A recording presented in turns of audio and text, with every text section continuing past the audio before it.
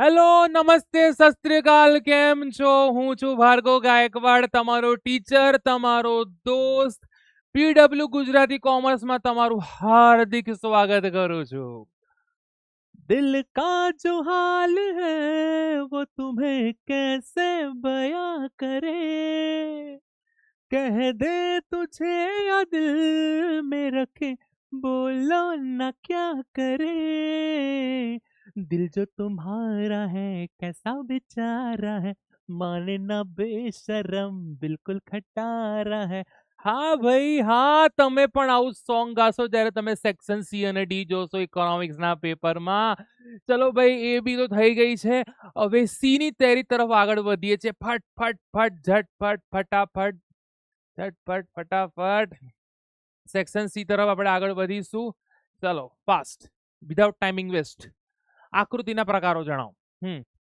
તો આપણે આકૃતિના પ્રકારો જોવાના છે હવે પહેલું કે છે ચિત્રાકૃતિ છૂટા છવાયા બિંદુ અથવા વિકર્ણ દર્શાવતી આકૃતિ સમય આધારિત અને અન્ય પરિબળ આધારિત અને વર્તુળ આકૃતિ વૃત્તાંશ આકૃતિ સ્તંભ આકૃતિ યાદ ચિત્રાકૃતિ છૂટા છવાયા બિંદુઓ અથવા વિકર્ણ દર્શાવતી આકૃતિ સમય આધારિત અને અન્ય પરિબળ આધારિત રેખા આકૃતિ આ નહીં લખો તો ચાલશે આ તો મેં જસ્ટ મારા પોતાના માટે લખ્યું છે વર્તુળ આકૃતિ જો વર્તુળ આકૃતિ વૃત્તાંશ આકૃતિ અને સ્તંભ આકૃતિ કેમ ખબર છે વર્તુળ આકૃતિ વર્તુળ આકૃતિ વૃત્તાંશ આકૃતિ સ્તંભ આકૃતિ મોડે થાય એના માટે ઓકે ચિત્રાકૃતિ છૂટા છવાયા બિંદુ અથવા વિકર્ણ દર્શાવતી આકૃતિ સમય આધારિત અને અન્ય પરિબળ આધારિત રેખા આકૃતિ વર્તુળ આકૃતિ વૃત્તાંશ આકૃતિ સ્તંભ આકૃતિ બોલો ખબર પડી કે ના પડી ઈજી છે ને એકદમ આલેખના પ્રકારો સામયિક શ્રેણીના વલણો દર્શાવતો આલેખ સતત આવૃત્તિ વિતરણની માહિતી દર્શાવતો આલેખો સ્તંભાલેખ આવૃત્તિ બહુકોણ આવૃત્તિ વક્ર સંચાવૃત્તિ બહુકોણ અને લઘુકોણ અથવા લોગ આધારિત આલેખ તો આપણે જોયેલા જ છે બધાએ કે કેવા હોય છે બરાબર છે તો આલેખના પ્રકારો જણાવો તો આ બેટા આલેખના આકૃતિના પ્રકારો આ સેક્શન સી ચાલી રહ્યું છે બરાબર છે સેક્શન સી પ્લીઝ યાદ રાખજો સેક્શન સી આપણે વિભાગ તમારો 24 માર્કનો સેક્શન રહેશે તો જરા સાચવીને એનો યુઝ કરવાનો છે ચલો ફટાફટ આપણે જોઈશું ડેટા સીડીના ઉપયોગો જણાવો ડેટા સીડીના ઉપયોગો જો તો ભાઈ ડેટા સીડીના ઉપયોગોમાં શું કહેવા માંગે છે ફટાફટ જલ્દી ડેટા સીડીના ઉપયોગોમાં હા ભાઈ ક્યાં હતા આપણે તો તમારા ડેટા સીડીના ઉપયોગો જો પહેલે શું કહી દઉં જો હમણાં મેં વાત કરી હમણાં મેં કીધું કે આપણું જે સેક્શન સી આવશે એ આપણો સેક્શન સી કેટલા માર્ક્સનો રહેશે તો કે 24 માર્ક્સનો રહેશે કેટલા માર્ક્સનો રહેશે 24 16 પ્રશ્ન આવશે 16 માંથી તમે કેટલા લખવાના રહેશે 12 એટલે 4 ઓપ્શનમાં કાઢી શકશો તમે ડેટા સીડી કેટલીક સંસ્થાઓ પ્રયોગશાળાઓ સંશોધન કેન્દ્રો સરકારી વિભાગો સમગ્ર અર્થતંત્રની માહિતી મેળવીને આંકડાકીય માહિતી તૈયાર કરવામાં આવે છે ડેટા સીડીની એક વ્યાખ્યા છે એ બી કરવાની છે ડેટા સીડી એટલે શું આંકડાકીય માહિતીનો સંગ્રહ કરીને તૈયાર કરવામાં આવેલી કોમ્પ્યુટર ડિસ્ક એટલે કોમ્પેક્ટ ડિસ્ક સીડીનું ફૂલ ફોર્મ કોમ્પેક્ટ ડિસ્ક આંકડાકીય માહિતીનો સંગ્રહ કરીને તૈયાર કરવામાં આવેલી કોમ્પ્યુટર ડિસ્ક એટલે કોમ્પેક્ટ ડિસ્ક આ વ્યાખ્યા તમે લખવાની રહેશે બરાબર છે આ શૈક્ષણિક સંસ્થાઓ સંશોધન ખરીદે છે તો બધાને ખબર છે ડેટા સીડીમાં બધા ગરીબી બેરોજગારી આ બધાના જન્મદર મૃત્યુદર કેટલું છે આ બધાના આંકડા લખેલા હોય છે કે કયા વર્ષમાં કઈ વસ્તુ કેટલા ટકામાં થઈ એ ડેટા સીડી એટલે જેમાં ડેટા હોય આંકડા હોય તે એને વિશે બધી ઇન્ફોર્મેશન આપેલી છે કે ધારો કે રાષ્ટ્રીય આંકડા દેશની કેટલી વસ્તી ગણતરીની સીડી ઔદ્યોગિક સર્વે કેટલા ઉદ્યોગો છે બરાબર NSO national sample survey organisation CMIB centre monitoring and Indian economy બરાબર છે તો આ બધા છે પછી આગળ છે ડેટા સીડી વાપરવાની મુશ્કેલી આ બધા ફૂલ ફોર્મ બી આપણને યાદ રાખવાના રહેશે બરાબર છે વૃત્તાંશ આકૃતિ દોરતી વખતે કઈ કઈ બાબતો ધ્યાનમાં રાખવી જોઈએ વૃત્તાંશ આકૃતિ દોરતી વખતે કઈ કઈ બાબતો ધ્યાનમાં રાખવી જોઈએ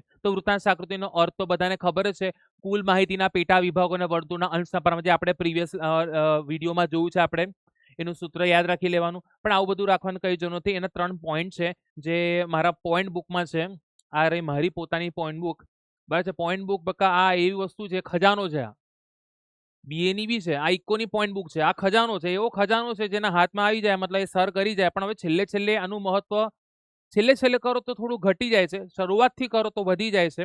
પણ તમે બી મને તમે હમણાં જ મળ્યા, હું બી તમને હમણાં જ મળ્યો, તો શરૂઆતમાં કરતા તો આનો જે લહવો છે એ કઈ અલગ જ હતો. પણ કઈ વાંધો નહીં. વૃત્તાંશ આકૃતિ દોરતી વખતે ધ્યાનમાં રાખવાની બાબતોના કેટલા મુદ્દા છે જેથી તમને યાદ રહેશે.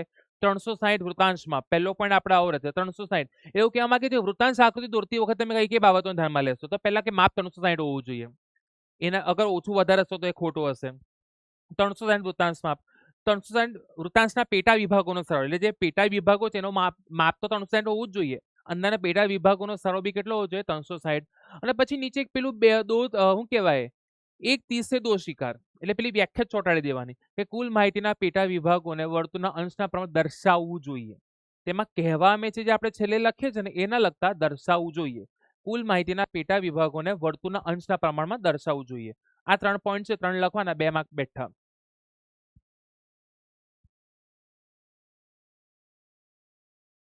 ચલો, સીડી વાપરવાની મુશ્કેલી. સીડી વાપરવાની મુશ્કેલી શા માટે સીડી, અને એની પ્રોબ્લેમ શું છે, એના ડ્રોબેક શું છે? કે અનેક પ્રકારના આંકડાઓમાંથી જરૂરી આંકડા શોધવા મુશ્કેલ બને છે. સાચી વસ્તુ છે. અમુક સોફ્ટવેરની જાણકારી હોવી જોઈએ. અમુક સમયમાં સીડીની માહિતી વાંચી શકાતી નથી, બ્લર થઈ જાય છે. એના ડ્રોબેક છે. સ્તંભ આકૃતિનો અર્થ આપણે જોયો, કોઈ એક આધાર પર ચલના મૂલ્ય દર્શાવતી આકૃતિને શું બોલાય છે? સ્તંભ આકૃતિના પ્રકારો આપણે જોયા. આ એક્સપ્લેન નથી કરવાના, જેવા એક્સપ્લેન કરેલા છે. Don't do this. તમને શું છે? સ્તંભ આકૃતિનો અર્થ લખો, તેના પ્રકાર. આ પ્રશ્ન છે. સ્તંભ આકૃતિનો અર્થ આપી તેના પ્રકારો જણાવો. તો સ્તંભ આકૃતિનો શું લખવાનો છે? અર્થ. સ્તંભ આકૃતિનો શું લખવાનો છે? એનો ડાયરેક્ટ એનો અર્થ જ લખવાનો છે, બીજું કશું કરવાનું નથી. સ્તંભ આકૃતિનો અર્થ લખવાનો છે, બીજું કશું કરવાનું નથી. હા, તો ભાઈ આપણે હતા કઈ? સ્તંભ આકૃતિના પ્રકારો. તો સ્તંભ આકૃતિના પ્રકારોમાં સ્તંભ આકૃતિનો શું લખવાનો છે? તો કે અર્થ લખવાનો છે. અને અર્થ લખ્યા પછી એના પ્રકારો: સાદી સ્તંભ આકૃતિ, પાસપાસની સ્તંભ આકૃતિ, વિભાજિત સ્તંભ આકૃતિ. બે આપણે ઓલરેડી જોઈ ચૂકેલા છે. ચલો, આલેખ એક્સ ધરી પર વાય ધરી પર. તો યાદ રાખજો, એક્સ ધરી પર સ્વતંત્ર ચલ. એક્સ ધરી પર કયું ચલ ભાઈ? સ્વતંત્ર ચલ. ઓકે, સ્વતંત્ર ચલ. અને વાય ધરી પર પરતંત્ર ચલ. સ્વતંત્ર ચલ, પરતંત્ર ચલ. બહુ વધારે કન્ફ્યુઝ નહીં થવાનું. આકૃતિ આલેખનું મહત્વ, તો આના માટે પણ સરસ મજાની મેં નોટ્સ બનાવી છે. સરળ અને સ્પષ્ટ પહેલો મુદ્દો બને છે, સરળ અને સ્પષ્ટ. આ પૂરા વાક્યમાં અહીંયા તમે જણાવેલું જોવા મળે છે. તો સરળ અને સ્પષ્ટ એ મુદ્દો બનશે. અને આખું વાક્ય કેવું બનશે ખબર છે? આલેખ અને આકૃતિ દ્વારા કોઈ પણ માહિતી રજૂઆત કરવાથી તે સરળ બને છે અને સ્પષ્ટ બને છે. એવી રીતે તમે નીચેના બધા મુદ્દા આવી રીતે બનાવવાના છે: સરળ અને સ્પષ્ટ, જુદા જુદા વર્ષોના વલણો, એટલે કે 1991 માં કેટલી વસ્તી હતી, પછી 2001 માં કેટલી હતી, 2011 માં કેટલી હતી. તો આ વસ્તી જે જુદા જુદા વર્ષો દરમિયાન છે તેની પણ આપણે આકૃતિ અથવા આલેખ દ્વારા રજૂઆત કરી શકીએ છીએ. એટલે જુદા જુદા વર્ષોના વલણો એટલે ફેરફાર, જુદા જુદા વર્ષોના વલણો, 20 ક્ષેત્રમાં થતા ફેરફારો, વર્ગો, પ્રદેશો, ક્ષેત્રો બી દર્શાવી શકીએ છીએ. સમજવા અને સમજાવવા સરળ. અને અર્થશાસ્ત્રના કેટલા અઘરા સિદ્ધાંતો, એટલે કે માંગનો નિયમ અને પુરવઠાનો નિયમ, જે તમે 11મા ધોરણમાં ભણ્યા હતા. તો માંગનો નિયમ, પુરવઠાનો નિયમને સમજવા માટે પણ બધાને યાદ છે. તો આપણે એક્સ ધરી વાય ધરી દોરતા હતા, યાદ છે? ડાબી બાજુ જમણી બાજુ ઉપરથી નીચે તરફ ગતિ કરતી માંગ રેખા, બરાબર છે? તો આ માંગ જે રેખા છે એના માટે પણ આપણે આલેખ દોરતા હતા. તો આ 4 મુદ્દા છે, ટોટલ 6 મુદ્દા છે. તો એ 6 મુદ્દા તમે બધાએ ધ્યાનમાં લેવાના છે. મુદ્દા આવા છે: સરળ અને સ્પષ્ટ, જુદા જુદા વર્ષોના વલણો, 20 ક્ષેત્રમાં થતા ફેરફારો, વર્ગો, પ્રદેશો અને ક્ષેત્રો, સમજવા અને સમજાવવા સરળ, અર્થશાસ્ત્રના કેટલા અઘરા સિદ્ધાંતો આકૃતિ અને આલેખના મદદથી સમજવા સરળ. આર્થિક વિકાસ અને આર્થિક વૃદ્ધિ વચ્ચેનો તફાવત, બરાબર છે? આ તો બધાને યાદ રહેવું જોઈએ.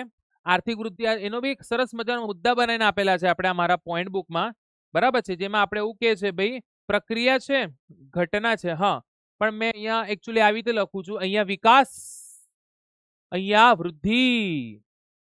તમે જે રીતે લખવા માંગો છો લખી શકો છો, કઈ જરૂર નથી. તો બધાને ખબર છે કે આ એક પ્રક્રિયા છે, આ એક ઘટના છે. આમાં પરિમાણાત્મક ગુણાત્મક બંને પરિવર્તન થાય છે. અહીંયા પરિમાણાત્મક ગુણાત્મક પરિવર્તન એટલે શું?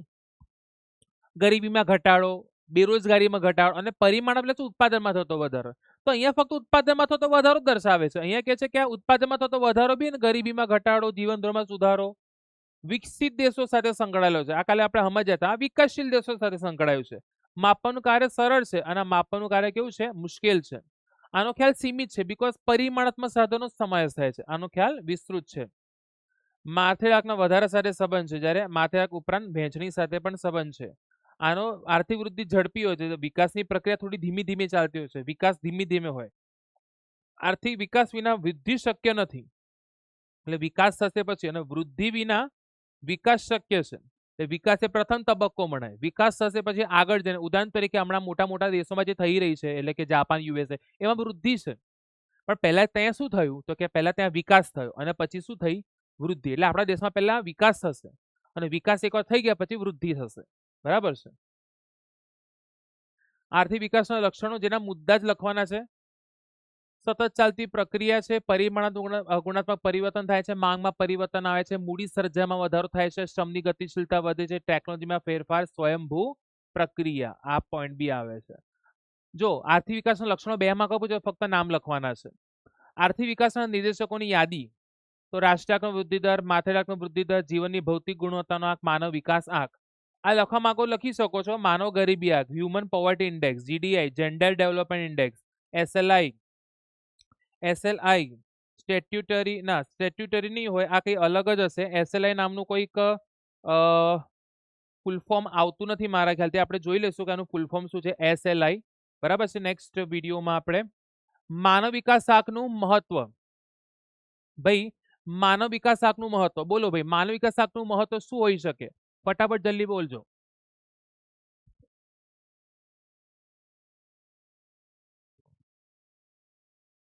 બોલો ફટાફટ, શું આન્સર આવશે? માનવ વિકાસ આંકનું મહત્વ HDI, હ્યુમન ડેવલપમેન્ટ ઇન્ડેક્સ. હવે માનવ વિકાસ આંકનું મહત્વ, એમાં HDI નું ઇમ્પોર્ટન્સ શું છે? તો માનવ વિકાસ આંકમાં કેટલા દેશોને આવરી લેવામાં આવ્યા હતા? 188. એમાં ભારતનો ક્રમ કેટલામાં હતો? 130. અને ભારતનો માનવ વિકાસ આંક કેટલો હતો? 0.609. આ બધા મેન છે, આપણે કાલે જોયા હતા. આ બધા એના પોઈન્ટ છે કે ભાઈ આર્થિક વિકાસ માપદંડ તરીકે HDI માત્ર આર્થિક નહીં પણ સામાજિક કલ્યાણ, શિક્ષણ, આરોગ્ય અને માપદંડનો પણ સમાવેશ કરે છે. ધારો કે માનવ વિકાસ આંકમાં કઈ કઈ બાબતોનો સમાવેશ થાય છે? અપેક્ષિત આયુષ્ય, જ્ઞાન અને જીવન ધોરણ, સારું જીવન ધોરણ. તો અપેક્ષિત આયુષ્યમાં કહેવા માંગે છે કે સારું આરોગ્ય હશે તો અપેક્ષિત આયુષ્ય ઉપર જશે, ભણેલો હોવો જોઈએ, જ્ઞાન, સારું જીવન ધોરણ શું હોય તો ખાન પીન, આ બધી વસ્તુનો સમાવેશ થાય છે. તેવું જો બધાને જ ખબર છે કે ભાઈ માનવ વિકાસ આંક એક એવું છે કે જેમાં 3 બાબતોનો સમાવેશ થાય છે. શું? તો કે ભાઈ જ્ઞાન, જીવન ધોરણ અને અપેક્ષિત આયુષ્ય. આર્થિક નીતિ ઘડનારાઓ સૂચવે છે કે આર્થિક વિકાસ સાધન છે માનવ કલ્યાણ અંતિમ ઉદ્દેશ. જો આર્થિક વિકાસ સાધન છે, જે સાધન દ્વારા આપણે માનવ કલ્યાણનો જે અંતિમ ઉદ્દેશ છે તે પાર આપણે કરી શકીશું. સાચી પ્રગતિ ઇઝ ઇક્વલ ટુ આર્થિક પ્રગતિ પ્લસ સામાજિક પ્રગતિ. ફક્ત આર્થિક પ્રગતિ ને થવી જોઈએ, સામાજિક પ્રગતિ બી થવી જોઈએ. એને આપણે કહીએ છીએ સાચી પ્રગતિ. વિધેયાત્મક છે એટલે કે પોઝિટિવ છે, વિધેયાત્મક ખ્યાલ છે. એટલે HDI માં વધારો, દેશના શિક્ષણ અને આરોગ્યની સ્થિતિમાં થયેલો સુધારો. એટલે કે હમણાં 130માં નંબરે છે. અગર 130, 125, 120, 110 નંબર આવીએ છે, એનો સીધો અર્થ એ થયો કે આપણા દેશમાં શિક્ષણ સુધરી રહ્યું છે, આરોગ્ય સુધરી રહ્યું છે, લોકોનું જીવન ઇમ્પ્રુવ થઈ રહ્યું છે. બરાબર. હા, આટલા 4 લખશો તો તમારે બેઠા 2 માર્ક્સ તમને મળી જશે. આ લખવાનું છે, કઈ જરૂર નથી. હવે આપણે નેક્સ્ટ પ્રીવિયસમાં કીધું હતું SLI. તો તમે કદાચ જોશો તો મેં એટલા માટે અહીંયા જોઈને કન્ફ્યુઝ તો કે ચોપડીમાં SLI કોઈ ફૂલ ફોર્મ છે નહીં. TEI છે, ટેકનોલોજીકલ અચીવમેન્ટ ઇન્ડેક્સ, પછી HPI, human poverty index, HCI, human consumer index. પછી મારું હારું મેં કીધું આ કયું નવું ફૂલ ફોર્મ આવ્યું? એ વાત તો છે કે આ ફૂલ ફોર્મ લખવાની કઈ તમને જરૂર નથી. તમે આ જ લખવાનું છે, HPI, HCI, બરાબર છે, અને HPI. આ બધા ફૂલ ફોર્મ તમારે TAI, technological achievement index, HPI બી આવશે, GDI બી આવશે, જેન્ડર ડેવલપમેન્ટ ઇન્ડેક્સ. આ ફૂલ ફોર્મ કશે આપેલું છે નહીં આપણા ચોપડીમાં. પણ જો તોય તમને જાણવું કે આનું ફૂલ ફોર્મનો મતલબ શું છે, તો બધાને ખબર છે કે જીવન નિર્વાહ એટલે જીવન ધોરણ. જીવન ધોરણ ઇંગ્લિશમાં શું કહે? Standard of living. એટલે આપણું જે લિવિંગ છે એનું સ્ટાન્ડર્ડ કેવું છે, એનો ઇન્ડેક્સ, એટલે standard of living index. Okay. રાષ્ટ્રીય આવકનો નિર્દેશકની 2 મર્યાદા જણાવો. જો આપણે જ્યારે રાષ્ટ્રીય આવક છે તો બધાને ખબર છે કે દેશની આવક ફક્ત આવક જ બતાવે છે, બીજું કશું બતાવતું નથી. એની મર્યાદા શું છે કે રાષ્ટ્રીયની ગણતરી મુશ્કેલી રહેશે. જો અમુક લોકો ગેરકાયદેસર આવક કમાવે તો ગેરકાયદેસર આવક કરે. મને કહો ગેરકાયદેસર જે આવક છે કોઈ બતાવશે તો એ ગણતરીમાં નહીં લેવાય. કરચોરી, સાટા પદ્ધતિ એટલે વસ્તુના બદલામાં વસ્તુ, નિરક્ષરતા, કોઈને જ્ઞાન ન હોય, ઘસારો જાણવું મુશ્કેલ એટલે કે સીધી લીટીની પદ્ધતિ કે ઘટતી જતી બાકીની પદ્ધતિ. તો આ બધાના કારણોસર આપણે એક્ઝેક્ટ આંકડો મળતો નથી. વસ્તીમાં એવું કહેવા માંગે છે કે આવક વધે વાંધો નથી, પણ જો આવક વધતાની સાથે જો વસ્તી બી વધતી જશે તો ઇશ્યુ છે. આપણા દેશમાં શું વધવું જોઈએ? આવક વધારે વધવી જોઈએ, વસ્તી નહીં. પણ આપણા દેશની પ્રોબ્લેમ શું છે કે આવક વધી રહી છે. ચલો આ વસ્તુ સારી છે કે આપણા દેશમાં આવક વધી રહી છે, પણ આવક વધતાની સાથે દેશની વસ્તી બી એટલી વધી રહી છે. કાં તો મેં તો કહું છું એના કરતા ઝડપથી વસ્તી વધી રહી છે. આવક વધે છે, આ આવક આવી વધે છે, અને વસ્તી મતલબ ગાંઠતા જ નથી. તેના કારણે એનો શું થયો મતલબ કે આપણા દેશની આવક ધીમી ગતિએ વધે છે અને વસ્તી ઝડપથી વધે છે. તો વસ્તી એ નેગેટિવ પોઈન્ટ છે, મર્યાદા છે. અને રાષ્ટ્રીય ગણવાની પદ્ધતિ જે આપણે ભણ્યા હતા, ઉત્પાદનની પદ્ધતિ છે, આવકની પદ્ધતિ, ખર્ચની પદ્ધતિ. આમ ક્યાં ગઈ? આજે વિશ્વના અનેક દેશો જુદી જુદી પદ્ધતિથી રાષ્ટ્રીય ગણવાની ગણતરી કરે છે. આંતરરાષ્ટ્રીય કક્ષાએ રાષ્ટ્રીય ગણવાનું મુશ્કેલ થડે છે. પેલું લખી શકો છો, ઉત્પાદનની પદ્ધતિ છે, એ કઈ પદ્ધતિથી ગણવું જોઈએ એની બી શું રહે છે? મુશ્કેલી રહે છે. આવકની પદ્ધતિ, ખર્ચની પદ્ધતિ, ઉત્પાદનની પદ્ધતિ. આર્થિક વિકાસની મર્યાદા.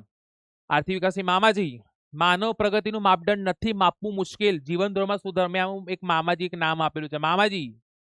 માનવ પ્રગતિનું માપદંડ નથી. અગર માનવ પ્રગતિ કરી હોય તો માનવ પ્રગતિ માટે માનવ વિકાસ આંક છે કે જેમાં એ લોકો જ્ઞાન બી ધ્યાનમાં લે છે, અપેક્ષિત આવશે, આરોગ્ય બી ધ્યાનમાં લે, જીવન ધોરણ બી ધ્યાનમાં લે છે. પણ આર્થિક વિકાસમાં જીવન ધોરણમાં સુધારો, બસ ધેટ્સ ઇટ. નો શિક્ષણ, નો આરોગ્ય. એટલે એવું કહેવા માંગે છે કે માનવ પ્રગતિનું માપદંડ નથી, માપવું મુશ્કેલ છે, બીકોઝ આ બહુ વિસ્તૃત ખ્યાલ છે.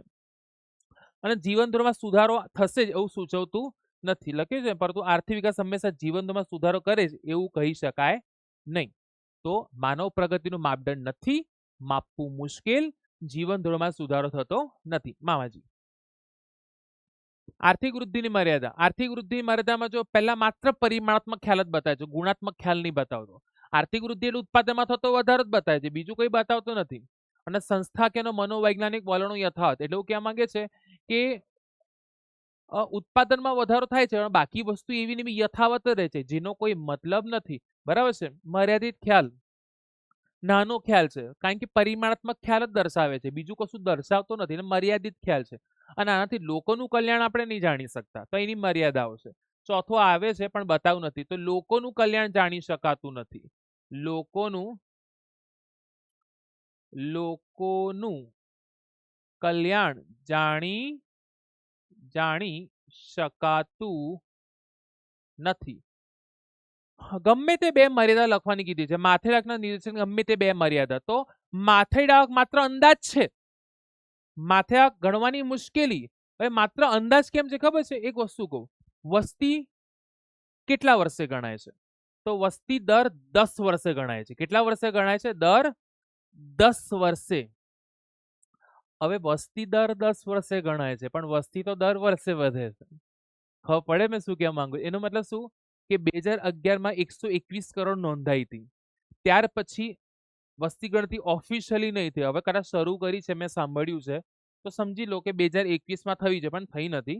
તો 2021 સુધી કયા આંકડા લેવાશે? 121.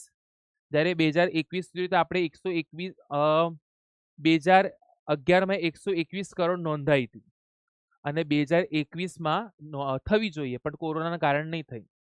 તો 2021 સુધી મને કહો, માથેરાક શોધતી વખતે આપણે નીચે શું દર્શાવશું? 121 કરોડ જ લખીશું 10 વર્ષ સુધી, જ્યારે ખરેખર 10 વર્ષમાં કેટલી બધી વધી ચૂકેલી હશે. એટલે કે છે માત્ર અંદાજો કે ભારતમાં વસ્તી દર વર્ષે ગણવામાં આવે છે, જેથી બાકીના વર્ષોમાં વસ્તી કેટલી વધી તેનો અંદાજ.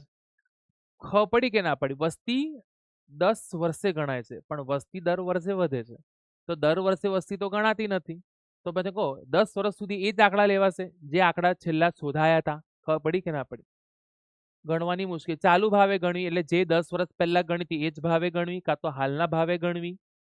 માત્ર સરેરાશ જ દર્શાવે છે. ઉદાહરણ તરીકે બધાના ભાગે જેટલી રકમ આવે છે એટલી બધાના ભાગે ખરેખર આવતી હશે એવું જરૂરી. ધારો કે માથે આવક છે $5,497.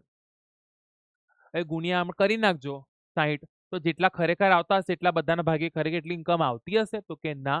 એટલે એ માત્ર એવરેજ બતાવે છે, ખરેખર લોકોના ભાગે એટલી આવતી હશે જરૂરી નથી. આર્થિક વિકાસની સરખામણી કરવી થોડી કેવી છે? તો કે મુશ્કેલ છે. દુનિયાના દેશોની માથે દરેક દેશ પોતાના ચલણમાં, ઓહો હું ભૂલી જાઉં બરાબર. દરેક પોતાના ચરણમાં ગણે છે. દરેક દેશ પોતાના હુંડિયામણના દર પોતાની રીતે નક્કી, જો દરેક દેશનું ચલણ પોતપોતાનું છે. કોઈનું રૂપિયા છે, આપણું જોઈ લો, ભાઈ યેન છે, ડોલર છે, પાઉન્ડ છે. આથી સાચો વિનિમય દર જાણી શકાતો નથી, જેથી માથેરાક મદદથી આર્થિક વિકાસ ક્ષેત્રે સરખામણી થઈ શકાતી નથી. ચલો આપણે નીચે લઈ દો, આવી જાઓ નીચે. વિકાસના નિર્દેશકો શું છે એની યાદી આપો.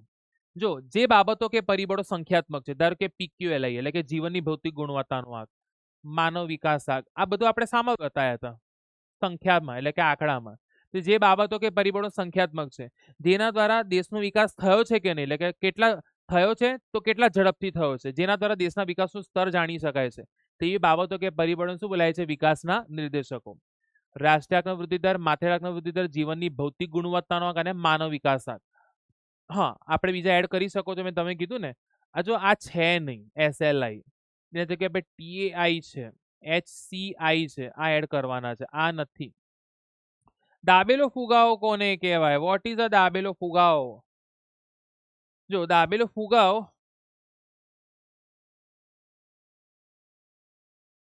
હા, જો સરકારે કાયદા દ્વારા સબસિડી, ઉદાહરણ તરીકે કોઈ વસ્તુના ભાવ સમજી લો કે 1000 રૂપિયા થઈ ગયા અને જે વધારે છે, તો સરકાર કહે છે અમે તમને એનામાંથી 300 રૂપિયા સબસિડી આપીશું. એકચ્યુઅલી એ વસ્તુના ભાવ 100 રૂપિયા છે, પણ તમે કેટલા આપવાના? 700. 300 કોના તરફથી મળશે? સરકાર તરફથી મળશે. એટલે વસ્તુના ભાવ તો 1000 જ છે, ઘટ્યા નથી. સરકાર તમને 300 આપી રહી છે, બરાબર? એને દાબેલો ફુગાવો કહેવાય. મતલબ શું? સરકારે સબસિડી દ્વારા અથવા અન્ય બાબતો દ્વારા ભાવ સપાટીને દબાવી રાખ્યું હોય, તો ભાવ ન વધતા હોવા છતાં ફુગાવો તો છે, પ્રાઇસ તો કન્ટિન્યુ જ છે, તો આપણે એને દાબેલો ફુગાવો કહેવાય છે. ગેસના સિલિન્ડરના સબસિડી, પેટ્રોલના ભાવ પર અંકુશ રાખવો. પણ સરકારે કાયદા દ્વારા અથવા સબસિડી ભાવ સપાટી દબાવી રાખે, તો ભાવ ન વધતા હોવા છતાં ફુગાવો તો છે, જેને આપણે શું કહે છે? દાબેલો ફુગાવો. આ અર્થ આપણે ઓલરેડી જોઈ ચૂકેલા છે. વસ્તુ નાણું, પશુ નાણું, ધાતુ નાણું, કાગદી નાણું, પ્લાસ્ટિક નાણું, બેંક નાણું. અગર નાણાંના પ્રકારો તમને 2 માર્ક પૂછાય છે, તો બધા નામ લખી નાખવાના. ભલે 4 નામ લખવાના છે, પણ 6 એ 6 નામ લખી નાખવાના. વસ્તુ નાણું, પશુ નાણું, ધાતુ નાણું, કાગદી નાણું, પ્લાસ્ટિક નાણું અને બેંક નાણું. એક્સપ્લેનેશન બોર્ડ આપણા બોર્ડમાં લખવાની કાંઈ જરૂર નથી, બિલકુલ નથી, જરૂર નથી. ફુગાના લક્ષણો, તો ફુગામાં શું થાય છે? ભાવ સપાટીમાં સતત શું થાય છે? તો કે વધારો થાય છે. એનું એ છે મેન એક નાણાકીય ઘટના છે. અર્થ બધા જ ક્ષેત્રોમાં ભાવ વધે, કોઈ પર્ટિક્યુલર એક ક્ષેત્રમાં ભાવ વધે એને ફુગાવો કહેવાય નહીં. ભાવ સપાટીમાં સતત સર્વગ્રાહી એટલે કે બધે વધારો થાય, નાણાંનું મૂલ્ય ઘટે અને ખરીદ શક્તિ બી ઘટે. નાણાં મૂલ્ય કેવી રીતે ઘટે ખબર છે ને? કાલે યાદ કરો, એક્ઝામ્પલ લીધેલો મેં કે ઉદાહરણ તરીકે 100 રૂપિયામાં 5 કિલો વસ્તુ આવે છે. હવે એના ભાવ 200 રૂપિયા થઈ ગયા, તો 200 રૂપિયામાં 5 કિલો આવે છે. તો પહેલા બી 5 કિલો આવતી હતી 100 રૂપિયામાં, હમણાં બી 5 કિલો આવે છે, પણ 200 રૂપિયા આપીને, તો નાણાંની ઇજ્જત ગઈ, નાણાંનું મૂલ્ય ઘટ્યું. 200 રૂપિયા ખર્ચીને બી સામે 5 કિલો જ આવે છે. પહેલા 100 રૂપિયા ખર્ચીને 5 કિલો આવતી હતી, હવે 200 રૂપિયા ખર્ચે છે તો બી 5 કિલો જ આવે છે. ક્વોન્ટિટી તો એટલી જ આવે છે, રૂપિયા વધારે જઈ રહ્યા છે, તો નાણાંનું મૂલ્ય ઘટી ગયું. અને ખરીદ શક્તિ, કાં તો પછી છોકરો પેલો સામેવાળો શું કરશે? પેલો કહેશે કે ના 200 રૂપિયા તો નહીં, 100 રૂપિયા છે, તો પેલો 100 રૂપિયા વડે કેટલું ખરીદી શકશે? તો કે 2.5 કિલો, તો ખરીદ શક્તિ ઘટી ગઈ. બરાબર છે? પૂર્ણ રોજગારની સ્થિતિ પછી પણ જો નાણાકીય આવક વધે, નાણાકીય આવક એટલે એ આવક જે તમે કમાવો છો. જ્યારે નાણાકીય આવક વધે, જ્યારે નાણાકીય આવક વધે તો લોકોની ખરીદ શક્તિ વધે, એટલું યાદ રાખજો. અને ખરીદ શક્તિ વધે તો માંગ વધે. શું વધે? માંગ. અને માંગ વધે તો એના સામે પુરવઠો છે તે લગભગ કેવો હોય છે? તો કે સ્થિર હોય છે, જેના કારણે પછી કિંમતમાં વધારો થાય છે. સાટા પ્રથાની મર્યાદાના ફક્ત નામ જણાવવાના. અગર 2 માર્ક પૂછશે તો નામ જણાવવાના છે. પરસ્પર મેળ બેસાડવાની સમસ્યા, મૂલ્યના સંગ્રહની મુશ્કેલી અને મૂલ્યના માપાય કેવી રીતે. ઉદાહરણ તરીકે મેં કિલો ઘઉં આપું તો મને સામે કેટલા કિલો ચોખા મળશે કે કેટલા જોડ ચપ્પલ મળશે. સંગ્રહ ના થઈ શકે ઘઉં ચોખા જેવી નાશન વસ્તુઓ. પરસ્પર મેળ બેસાડવાની સમસ્યા અથવા બરાબર છે, જરૂરિયાતોનો પરસ્પર મેળ બેસાડવાની સમસ્યા, સંગ્રહની મુશ્કેલી અને માપનની મુશ્કેલી. નાણું એ વિનિમયનું ઉત્તમ માધ્યમ છે. સાચી વસ્તુ છે. પહેલા ખેડૂત બજારમાં પોતાનો પાક વેચીને નાણું મેળવે અને એ નાણાંથી પછી એને ચપ્પલ જોઈતી હોય કે ઘી જોઈતું હોય કે ચોખા જોઈતા હોય કે તેલ જોઈતું હોય, આ બધું વસ્તુ ખરીદે. પણ પહેલા શું હતું કે મારા પાસે ઘઉં હોય અને મને ચોખા જોઈતા હોય તો હું ચોખા મેળવી શકું. પણ પહેલા જો મારા પાસે ઘઉં ના જોઈતા હોય તો પછી પ્રોબ્લેમ ત્યાં પડતો હતો. આજે રૂપિયા બધાને જોઈએ છે. આજે રૂપિયાના બદલામાં મેં ઘઉં બી લઈ શકું, ચોખા બી લઈ શકું, કાપડ બી લઈ શકું, ઘી બી લઈ શકું છું. તો નાણું આજે વિનિમયનું ઉત્તમ માધ્યમ છે. એ તમે જોઈ શકો છો કે સર્વસ્વીકૃત છે, બધે સ્વીકાર્ય છે.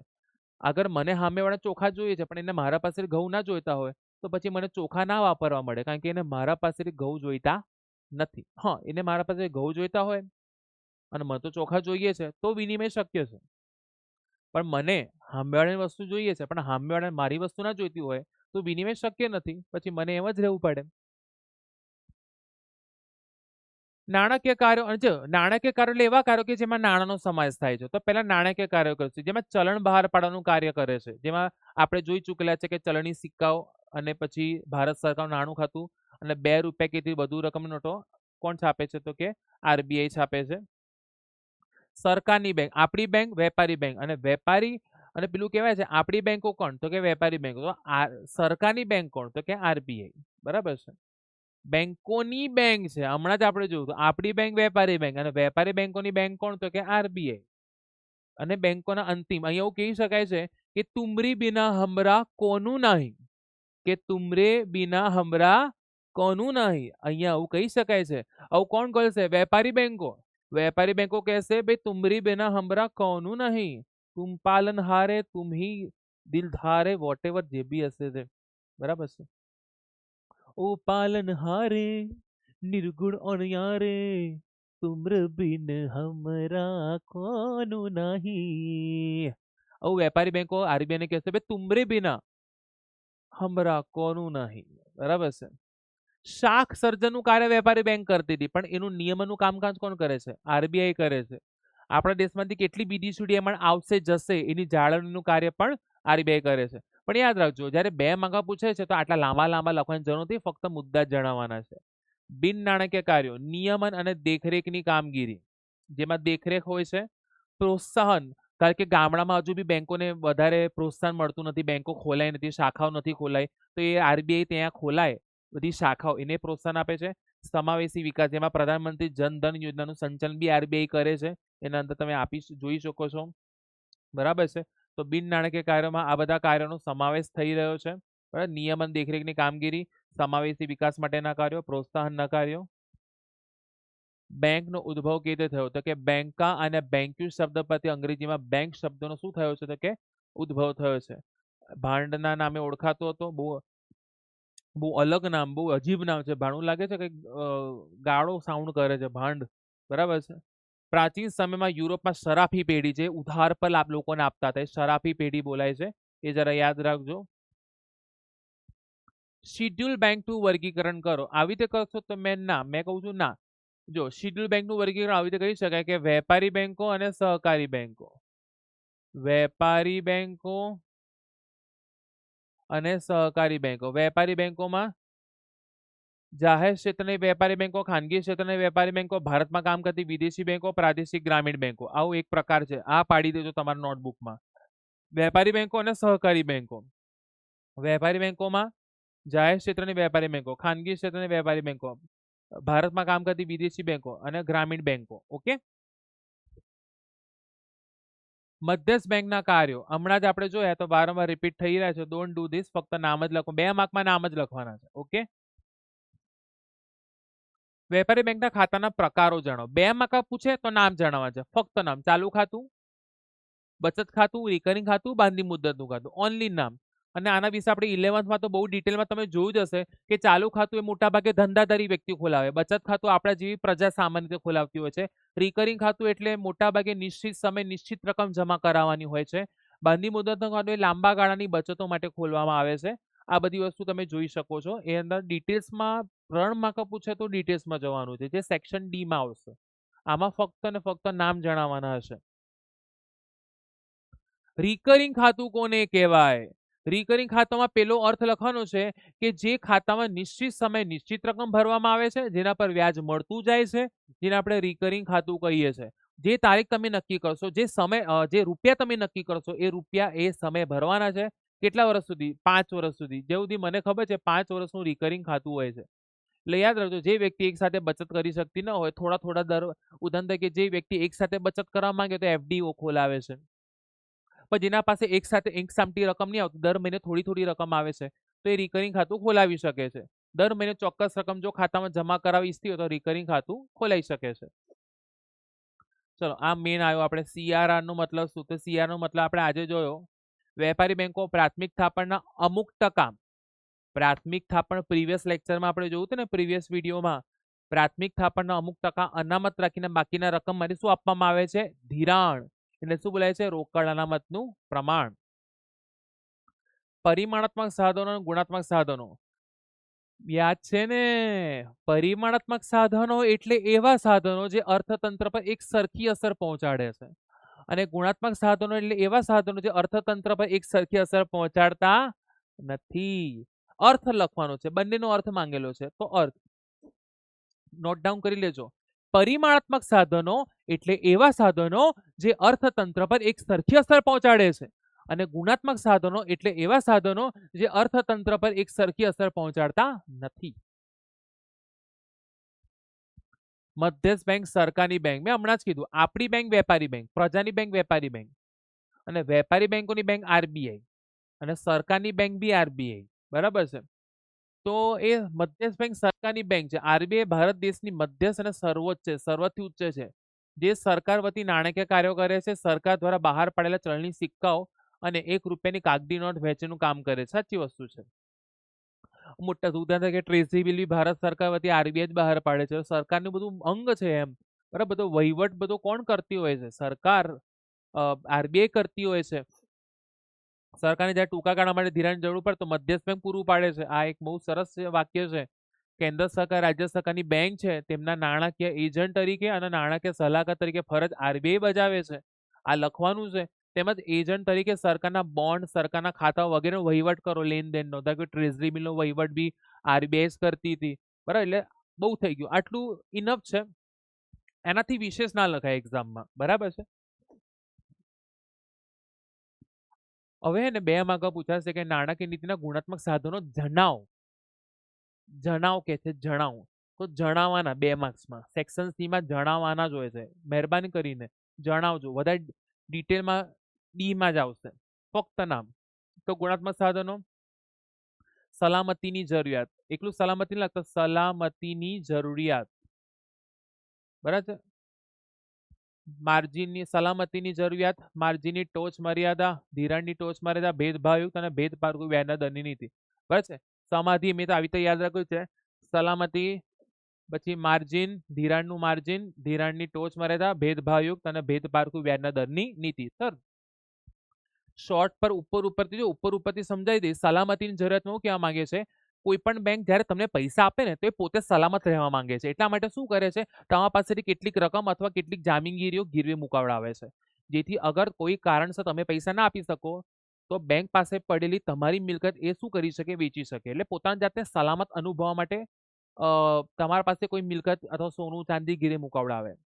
માર્જિન, જો માર્જિન એટલે શું? તમે જેટલી લોન માંગો અથવા તમે જેટલી મિલકત બતાવો એના અમુક ટકા લોન મંજૂર કરે, એને કહેવાય માર્જિન. બરાબર છે? ધિરાણનું માર્જિન. અને ધિરાણની ટોચ મર્યાદા એટલે નક્કી કરે કે આના કરતાં જે આરબીઆઈ આપેલી છે ટોચ, એના કરતાં વધારે નહીં. અને ભેદભાવ અને ભેદ પારખું એટલે જે ગરીબ ખેડૂત છે એને ઓછો લોનનો દર આપવો જોઈએ, ઓછા વ્યાજ વસૂલવું જોઈએ, અને જે ધનિક છે જેને સારી મોશકની વસ્તુ ખરીદવા માટે જોઈએ એના પર વધુ વ્યાજ લેવું જોઈએ. એટલે ભેદભાવ કહેવાય એને. રેપો રેટ, રિવર્સ રેપો રેટનો અર્થ બધાને આવડે જ છે. હમણાં જ આપણે જે હમણાં ડાયરેક્ટ આ વિડીયો જોઈ રહ્યા છે તો એ સેક્શન બી નો વિડીયો જોઈને આવશે, ઇવન સેક્શન એ નો વિડીયો. બંને વિડીયોમાં bank rate, repo rate, reverse repo રેટની ચર્ચા કરેલી છે. હાલમાં હું જસ્ટ વ્યાખ્યા બોલીશ. રેપો રેટ, વેપારી બેંકો આરબીઆઈ પાસેથી ટૂંકા ગાળાનું ધિરાણ જે વ્યાજના દરે લે તેને શું બોલાય? Repo rate. Reverse repo rate, જ્યારે આરબીઆઈ વેપારી બેંકો પાસેથી ટૂંકા ગાળાનું ધિરાણ, જે આરબીઆઈ વેપારી બેંકો પાસેથી ટૂંકા ગાળાનું ધિરાણ જે વ્યાજના દરે લે તેને શું બોલાય? Reverse repo rate. બેંક રેટનો અર્થ બી છે કે જ્યારે વેપારી બેંકો આરબીઆઈ પાસેથી લાંબા ગાળાનું ધિરાણ જે વ્યાજના દરે લે છે તેને શું બોલાય છે? Bank rate. આરબીઆઈ ગરીબીનો આધુનિક અભિગમ સમજાવો. જો ગરીબીના આધુનિક અભિગમમાં બિન આવક ગરીબીનો ખ્યાલ બહુ મહત્વનો છે. એટલે પેલો આવક નથી એટલે પેલો ગરીબ છે એવું કહેવાતું હતું. પેલો કે છે ના એવું ના હોવું જોઈએ. પેલો એવું કહેવા માંગે છે કે આવકની સાથે બીજી ઘણી બધી બાબતો ઉદાહરણ તરીકે પેલાની આવક ઓછી એટલે પેલો ગરીબ છે. ના એવું ના હોવું જોઈએ. એવું કહેવાય છે કે આવક ઉપરાંત બીજી ઘણી બધી બાબતોનો બી સમાવેશ કરવો જોઈએ. એટલે કે શિક્ષણ, આરોગ્ય, એ કેલરી કેટલી છે, ખાવામાં શું ખાય છે. ધારો કે ખાવાનું તો બેટા કૂતરો બી ખાય છે. આપણે કૂતરા જેવું ખાઈએ છીએ. આપણે શું દાળ, ભાત, શાક, રોટલી, ભણવા માટે સારું શિક્ષણ છે, આરોગ્યને આપણે જાળવણી કરીએ છીએ મમ્મી પપ્પા. તો આપણું જીવન ધોરણ બેસ્ટ છે. આપણું જીવન ધોરણ બેસ્ટ છે. એટલે આવક ઓછી એટલે પેલો ગરીબ નહીં એવું નહીં. બીજી ઘણી બધી બાબતો પણ ધ્યાનમાં લેવી જોઈએ. આવું કહે છે આધુનિક અભિગમ. એમાં શું જોવું ધ્યાનથી જુઓ.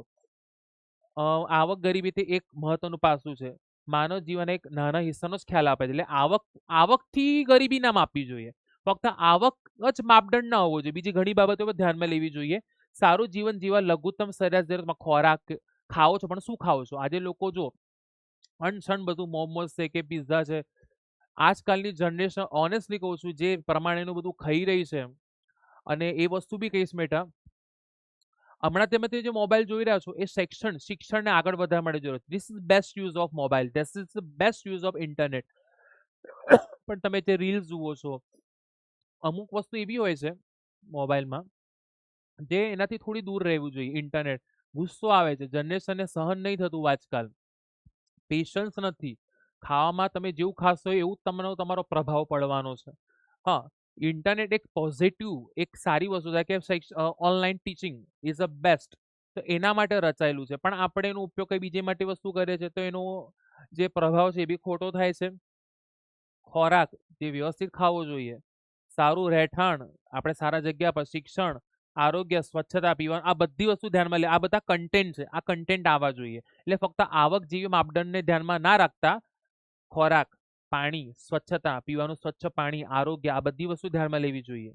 ગરીબોનો પૂરો ખ્યાલ મેળવવા ફક્ત આવકના સંદર્ભમાં વિચાર ન કરતા માનવ જીવનના વિકાસ માટે જરૂરી બાબતો જ્ઞાન લાંબુ સ્વાસ્થ્ય જીવન સારું જીવન ધોરણ વ્યક્તિ સ્વતંત્રતા તકોની ઉપલબ્ધતા આજે કોઈને તક નહીં મળતી જોબ કરવાની કામ કરવાની સ્વાભિમાન સાથે ગૌરવપૂર્ણ જીવન આજે તમે કમાતા હો તો તમે સ્વાભિમાન સાથે કહી શકો છો યસ બસ સમાજમાં તમે કહી આમ સમાજમાં જીવી શકો છો આવું બધી વસ્તુ છે વગેરે વગેરે આને કહેવાય સેલ્ફ રિસ્પેક્ટ સ્વાભિમાનપૂર્વક જીવન આત્મગૌરવ યુએનડીપી માનવ વિકાસ માનવ ગરીબીની ગણતરીમાં જ્ઞાન આરોગ્ય સારા જીવન ધોરણમાં સમાવેશ કરવામાં આવે છે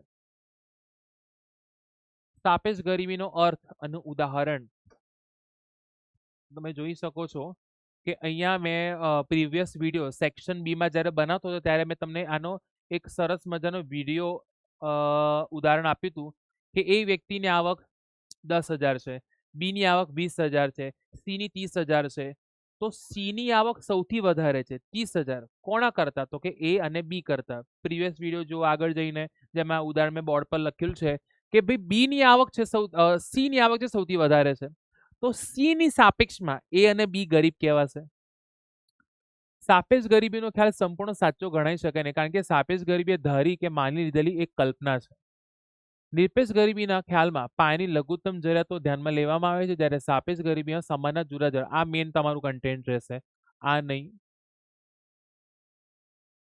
આ જે લીટી કરી છે આ તમારું મેઇન કન્ટેન્ટ રહેશે આવકની અસમાન વહેંચણી ધ્યાનમાં લેવામાં આવે છે એક વર્ગની સરખામણીમાં ઓછી આવક ધરાવતો વર્ગ સાપેક્ષ રીતે ગરીબ ગણાશે સાપેક્ષ ગરીબીમાં આવકના જુદા જુદા જૂથ પાડવામાં આવે છે આટલું લખીને પેલું એક્ઝામ્પલ લખી દેવાનું એ ની આવક 10,000 બી ની આવક 20,000 સી ની આવક 30,000 પછી લખી શકો છો સી ની આવક 30,000 છે જે એ બી કરતા વધારે છે તો સી ની સાપેક્ષમાં એ અને બી ગરીબ ગણાશે કૌંસમાં લખી સાપેક્ષ ઓકે પ્રધાનમંત્રી જનધન યોજનાની શરૂઆત 28 ઓગસ્ટ 2014માં કરી હતી 2 માસમાં કેટલું લખવાનું કહું છું શરૂઆત 28 ઓગસ્ટ 2014માં કરી હતી સૂક્ષ્મ એટલે માઇક્રો ફાઇનાન્સ થોડા પૈસા કોઈને જોઈતા હોય તો એની સુવિધા બી આનામાં આપવામાં આવતી હતી ગરીબીના મૂળમાં ઘા કરવા મૂળ ગરીબીનું મૂળ છે એને ઘા એટલે એને મૂળને હટાવી દેવા માટે આ યોજના આવી હતી એકચ્યુઅલી આનો મુખ્ય હેતુ શું હતો ખબર છે આપણા ઉદાહરણ તરીકે જસ્ટ ટેક એન એક્ઝામ્પલ કે આપણા ફેમિલીમાં 15-20 જણા હોય આ ઉદાહરણ આપું છું પણ ખાતા તો 1 કે 2 જણા ના જ હોય જે આપણા ઘરના મોટા હોય તો આપણા દેશી સરકાર એવું કહેતી હતી કે જેટલા લોકો છે એટલા બધાનું ખાતું હોવું જરૂરી છે તો જ એ બેસ્ટ ગણાશે પણ બધાને એવું કહીએ કે જાઓ ખાતું ખોલે તો કોઈ તો ખાતું ખોલે નહીં તો કેવી રીતે પોસિબલ છે તો સરકારે કઈ યોજના કાઢી જનધન યોજના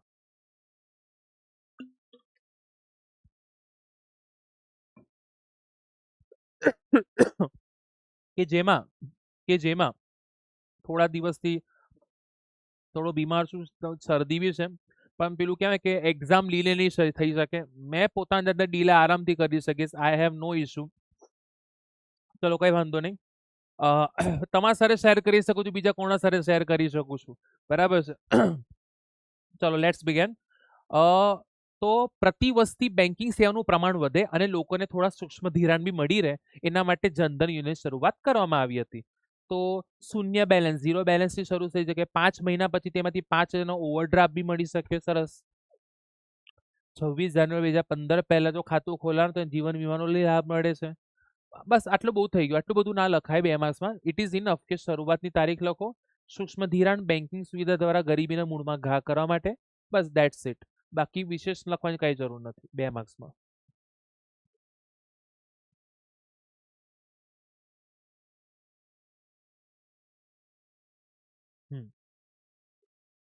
શું કે છે ભાઈ? ગ્રામીણ ગરીબીના કારણો. ગ્રામીણ ગરીબીના કારણોમાં તને ખબર છે ને 2 કારણો છે. કુદરતી પરિબળો અને વસ્તી વિષયક પરિબળો. કુદરતી પરિબળો કહે છે કે ભારતના મોટા ભાગના લોકો ગામડામાં વસે છે. ગ્રામીણ લોકોની મુખ્ય આવક ખેતી છે. ભારતમાં ખેતીનો આધાર વરસાદ, આબોહવા અને અન્ય પરિબળો પર રહેલો છે. ભારતમાં વરસાદ અનિશ્ચિત અને અનિયમિત છે. મોટા ભાગના આપણા દેશમાં જે ખેતી છે એ વરસાદી ખેતી છે. હવે બિચારો વરસાદ જ ના પડે તો પછી નુકસાન થાય. નુકસાન થાય તો પૈસા ના આવે, પૈસા ના આવે તો પેલું જીવન ધોરણ ના સુધરે, બેઝિક જરૂરિયાતો બી ના સંતોષાય. એટલે કુદરતી પરિબળો.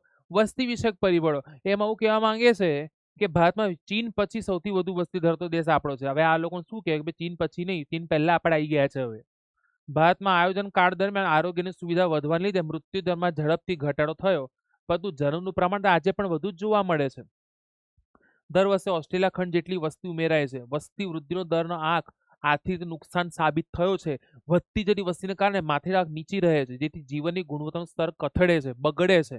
હવે વસ્તી વિષયક પરિબળો બી કહી શકાય છે કે આપણા દેશમાં જન્મદર કરતા પેલું કે મૃત્યુ દર કરતા જન્મદર વધારે છે. એટલે કે મરે છે ઓછા, જન્મે છે આવે છે વધારે. એટલે જાય છે ઓછા અને આવે છે વધારે. તો શું થશે પછી? તો વસ્તી વધવાના કારણે પણ લોકોને જે તકો મળી જોઈએ એ મળતી નથી. એટલે વસ્તી વિષયક પરિબળો બી છે જે ગામડામાં જોવા મળે છે, ગરીબીનું કારણ બને છે. પ્રધાનમંત્રી રોજગાર યોજના, આનું મુખ્ય હેતુ છે શિક્ષિત બેરોજગારીને સ્વરોજગારી મળે. એ લોકો કંઈ સ્ટાર્ટઅપ કરે. સરકાર તરફથી આજકાલ એક લોનની બી સુવિધા કરવામાં આવે છે. એમએસએમઈ નામની કંઈક શરૂઆત થઈ છે, એમએસએમઈ. આનું ફૂલ ફોર્મ શું છે તમે લખજો તમારા કોમેન્ટ સેક્શનમાં કે આનું ફૂલ ફોર્મ શું છે. એમએસએમઈ આ આપણા ચોપડીમાં નહીં આવતું, પણ સરકારે આ યોજના ચાલુ કરી છે, એમએસએમઈ. બરાબર છે. શું છે આનું ફૂલ ફોર્મ એ જરા લખજો. સાપેક્ષ ગરીબી, નિરપેક્ષ ગરીબી. સાપેક્ષ ગરીબીનો તો અર્થ આપણે હમણાં જ જોયો. અને નિરપેક્ષ ગરીબી કે છે કે ગરીબી રેખાથી ઓછી આવકે ખર્ચ ધરાવતા વર્ગને શું બોલાય છે? નિરપેક્ષ ગરીબી. આ એની અર્થ છે. ગરીબી રેખાથી ઓછી આવક કે ખર્ચ ધરાવતા વ્યક્તિને નિરપેક્ષ ગરીબી કહે છે, અથવા એ સ્થિતિને નિરપેક્ષ ગરીબી કહે છે. આ તો સાપેક્ષ ગરીબી તો ખબર છે, એક વર્ગની તુલનાએ બીજા વર્ગની ગરીબી હોવાની સ્થિતિ, તેને શું બોલાય છે? નિરપેક્ષ ગરીબી. સોરી, સાપેક્ષ ગરીબી. ગરીબી રેખાની મર્યાદા. સૌથી મોટી મર્યાદા એ છે કે તેમાં માત્ર ખોરાકમાં જરૂરી કેલરી વપરાશને ધ્યાનમાં લેવામાં આવે છે. અને ગરીબી આર્થિક પરિસ્થિતિ છે, ભૂખ એ શારીરિક પરિસ્થિતિ છે. આથી ગરીબી રેખા ભૂખમરણ રેખા બની રહી જાય છે. ગરીબી રેખાના ખ્યાલને વધુ ગતિશીલ બનાવવા માટે જીવનની ગુણવત્તાની લઘુત્તમ સપાટી નક્કી કરવી જરૂરી છે. આ માટે જીવનની જરૂરિયાતની સગવડો જે કે રહેઠાણ, પૌષ્ટિક આહાર, પીવાનું સ્વચ્છ પાણી, સ્વાસ્થ્ય, આ તમારું મેઇન કન્ટેન્ટ રહેશે. એવું કે છે આ બધી વસ્તુ બી ધ્યાનમાં લો. ક્યાં રહેશે? ખાવાનું તો બધા ખાય છે, પણ એ પૌષ્ટિક આહાર ખાય છે, પીવાનું સ્વચ્છ પાણીનું, સ્વાસ્થ્ય, વીજળી, રસોઈનું ઈંધણ, ધારો કે આપણા ઘરે ગેસ છે, બરાબર છે, કપડાં, શિક્ષણ, આ બધી બાબતોનો સમાવેશ કર્યો છે.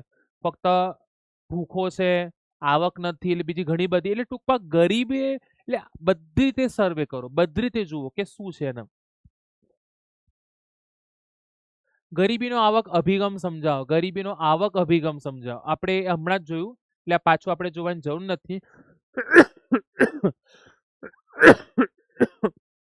સોરી. જેમાં હું કહેવા માંગે છે કે આવકને માનવની જીવન જરૂરિયાતની ચીજ વસ્તુની સેવાઓ ખરીદવા માટે નક્કી કરવામાં આવેલા આવક અને ખર્ચની લઘુત્તમ સપાટી ધ્યાનમાં લેવામાં આવે છે. આપણે બિન આવક ગરીબોનો ખ્યાલ જોયા હતા. આ કયો ખ્યાલ છે? તો કે આવક, કે જેમાં આવકને ધ્યાનમાં લે છે. કોને ધ્યાનમાં લે છે? આવકને.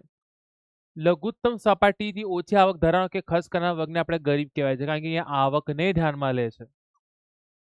પીવાનું સ્વચ્છ પાણી, મકાનની ઉપલબ્ધતા. આજે આજકાલ કોઈને પીવાનું પાણી સ્વચ્છ નથી મળતું.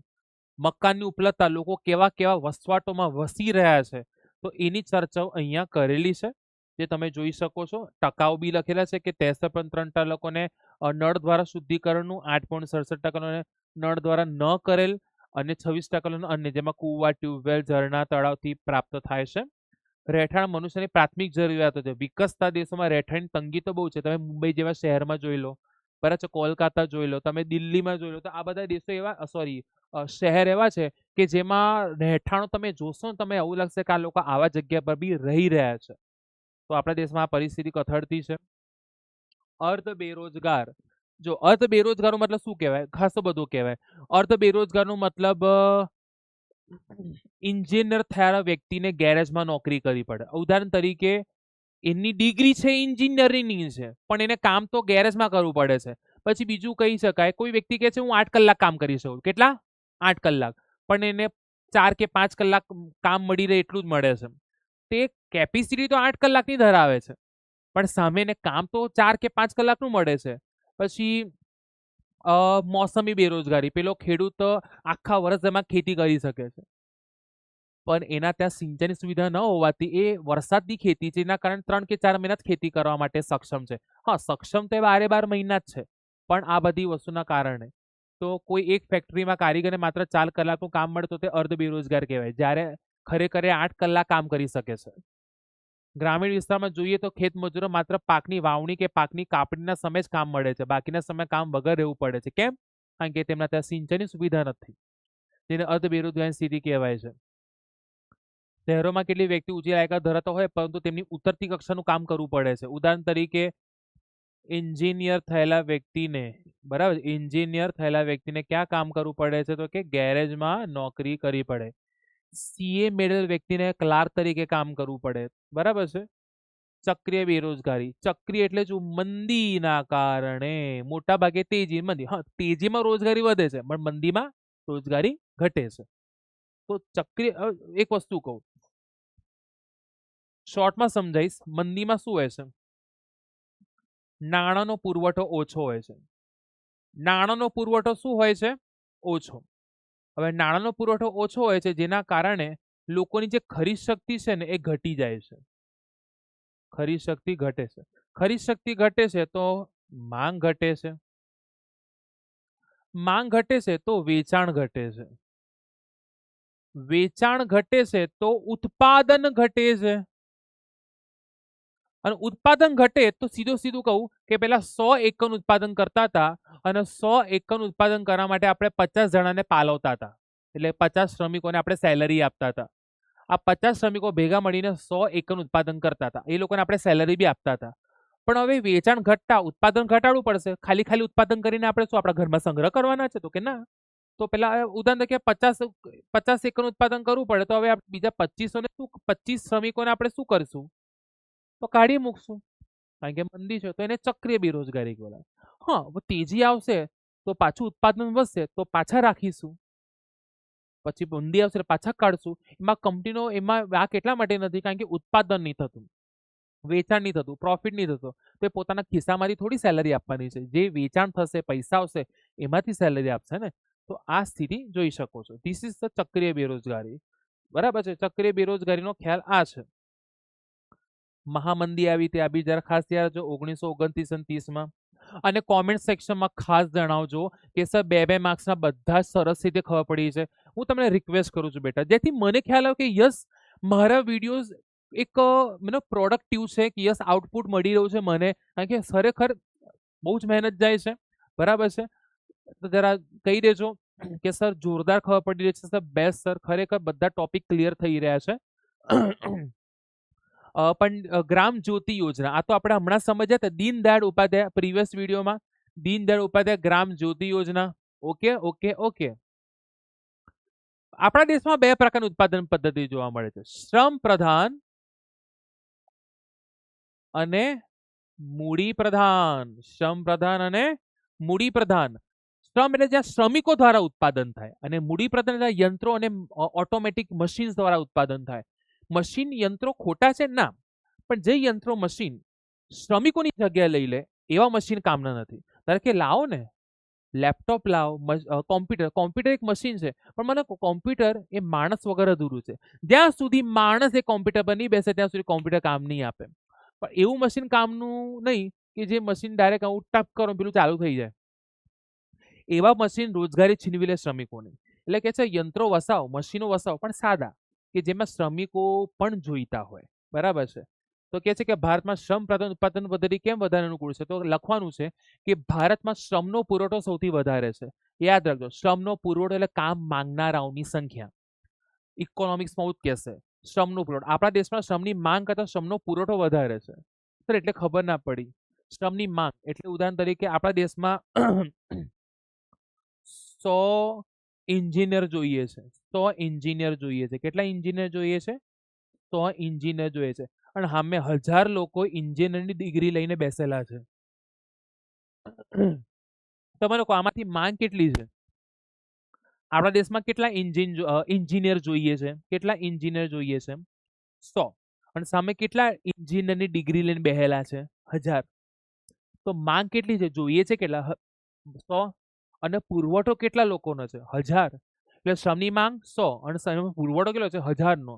તો 900 લોકો તો બેરોજગાર જ બનશે ને બેટા. ખબર પડી કે ના પડી? આ વસ્તુ અહીંયા કહેવા માંગુ છું કે આપણા દેશમાં શ્રમની માંગ કરતા શ્રમનો પુરવઠો વધારે છે. એટલે આપણા દેશમાં શ્રમ પ્રધાન પદ્ધતિ વધારે અનુકૂળ આવે.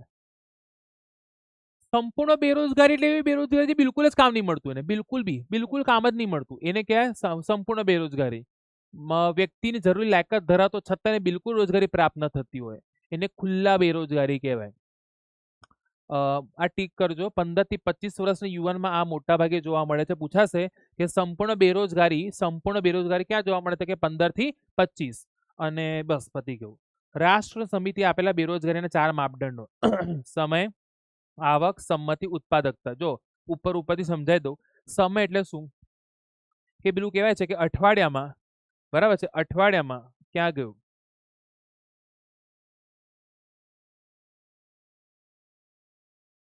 જો 2 માર્ક પૂછે તો ફક્ત મુદ્દા જ લખવાના છે. હમણાં ખાલી એના મુદ્દા જ આપેલા છે. પણ જો તમને 3 માર્ક પૂછે તો થોડું એક્સપ્લેનેશન આપી દેવાનું. 3 માર્ક પૂછાય. અને મારા ખ્યાલથી 2 માર્ક પૂછે આ આપણે જે તમે જોઈ શકો છો તો કદાચ 2 થોડા સમજાઈ દેવાના. કયા પ્રશ્નમાં કહું સમજાવું મેં તમને કીધેલું છે. સમયમાં હું કહેવા માંગે છે કે જો અઠવાડિયામાં પેલું કે 48 કલાક કરતા વધારે, બરાબર છે, 24 કલાક કરતા 48 કલાક કરતા ઓછું કામ મળે છે એટલે આ બી ઓછું તો કહેવાશે. તો એની બેરોજગારીની તીવ્રતા કેવી છે? તો કે વધારે છે. એટલે સમયના દ્રષ્ટિએ. પછી આપણે આવકના દ્રષ્ટિએ હું કહેવા માંગે છે કે જેટલી આવક જોઈએ એના કરતા એને ઓછી આવક મળતી હોય. ધારો કે એને ઘર ચલાવવા માટે 30,000 જોઈએ છે પણ એની આવક છે 15,000. આવું કોઈ પણ એક્ઝામ્પલ લઈ શકાય છે. પોતાનું કોઈ બી બનાવી શકો છો. સંમતિમાં બી તમે જોઈ શકો છો. ઉત્પાદકતામાં તમે સંમતિમાં પેલી લાયકાત કરતા એની લાયકાત વધારે છે પણ એને ઓછી લાયકાત વાળું કામ સ્વીકારવું પડે. ઉત્પાદકતા. પ્રચ્છન્ન બેરોજગારીનો મતલબ આપણે સમજેલા છે કે એક 10 હેક્ટરની જમીન છે. કેટલી છે? 10 હેક્ટરની જમીન છે કે જેમાં 4 લોકો ભેગા મળીને 100 એકમ અનાજનું ઉત્પાદન કરી રહ્યા છે. 100 એકમ અનાજ. પણ આ જ ઘરના લોકો બીજા 2 જણા આ જ ખેતરમાં જોડાયા. ટોટલ કેટલા થઈ ગયા? 6.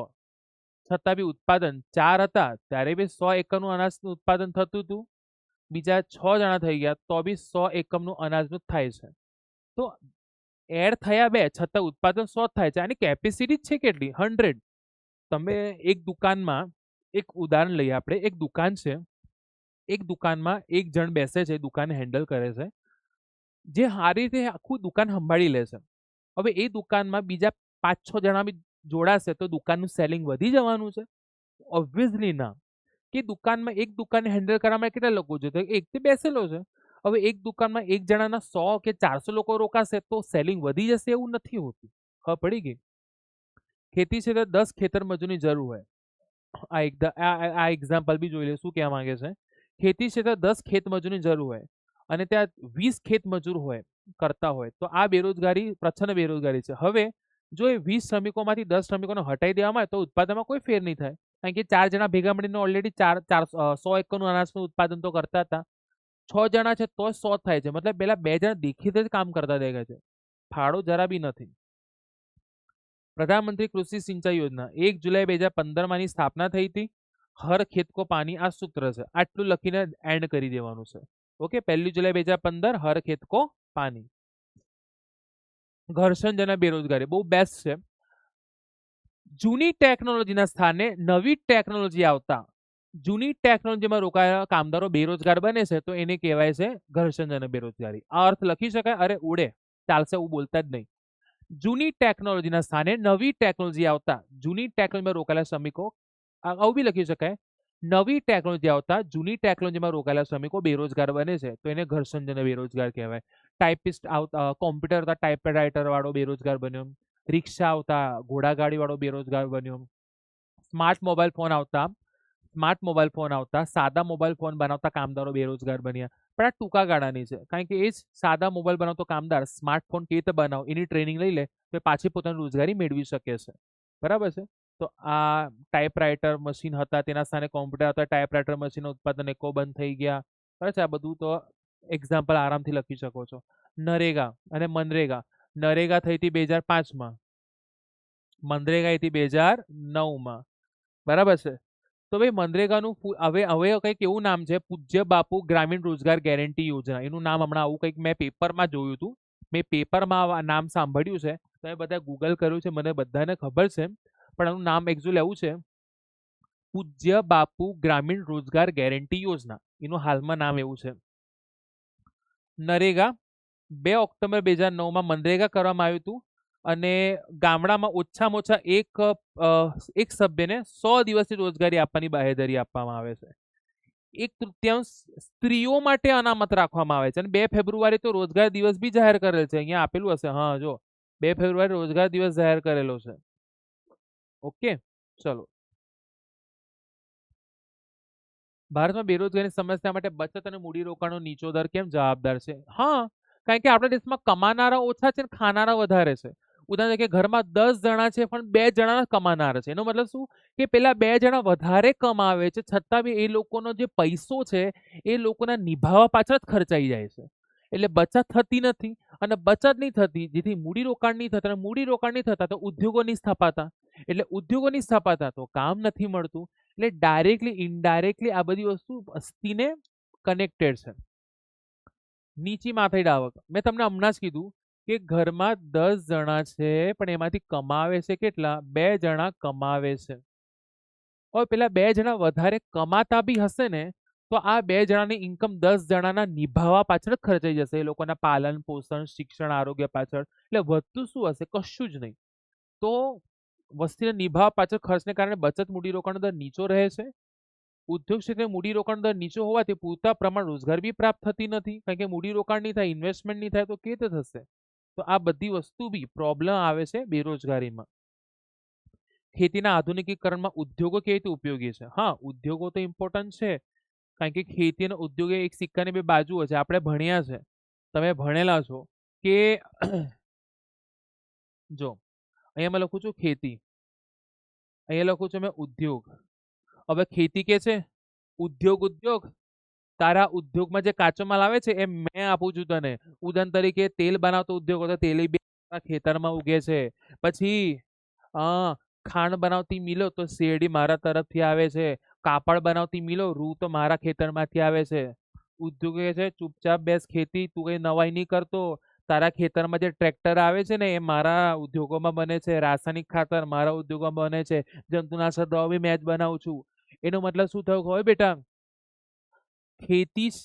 ખેતીના કારણે ઉદ્યોગ ચાલે છે અને ઉદ્યોગના કારણે ખેતી ચાલે છે. બંને એક સિક્કાની 2 બાજુ સમાન છે. અગર ખેતી ક્ષેત્રનો વિકાસ થશે તો ઉદ્યોગ ક્ષેત્રનો વિકાસ થશે અને ઉદ્યોગ ક્ષેત્રનો વિકાસ થશે તો ખેતીનો થશે અને આ બંનેનો થશે તો કોનો થશે? સેવા. ખબર પડી? બટાકાની ખેતી તો કે ખેતી ક્ષેત્રમાં, બટાકાની વેફર કોણ બનાવે? ઉદ્યોગ ક્ષેત્ર. પણ એ વેફર તમારા સુધી પહોંચાડે છે કોણ? વાહન વ્યવહાર દ્વારા, એટલે કે સેવા ક્ષેત્ર. ખબર પડી ને? માલિકીના આધારે જાહેર ક્ષેત્રના ઉદ્યોગો, ખાનગી ક્ષેત્રના ઉદ્યોગો, સંયુક્ત ક્ષેત્રના ઉદ્યોગો, સહકારી ક્ષેત્રના ઉદ્યોગો. બેટા નામ જ જણાવવાના છે, તો આપણે નામ જ જણાવીશું કે જાહેર ક્ષેત્રના ઉદ્યોગો, ખાનગી ક્ષેત્રના ઉદ્યોગો અને જાહેર ક્ષેત્રના ઉદ્યોગોમાં 3 પ્રકાર પડે છે ને. કોને ખબર છે 3 પ્રકાર? ખાતાકીય ઉદ્યોગો, જાહેર નિગમ અને સંયુક્ત મૂડીની કંપની.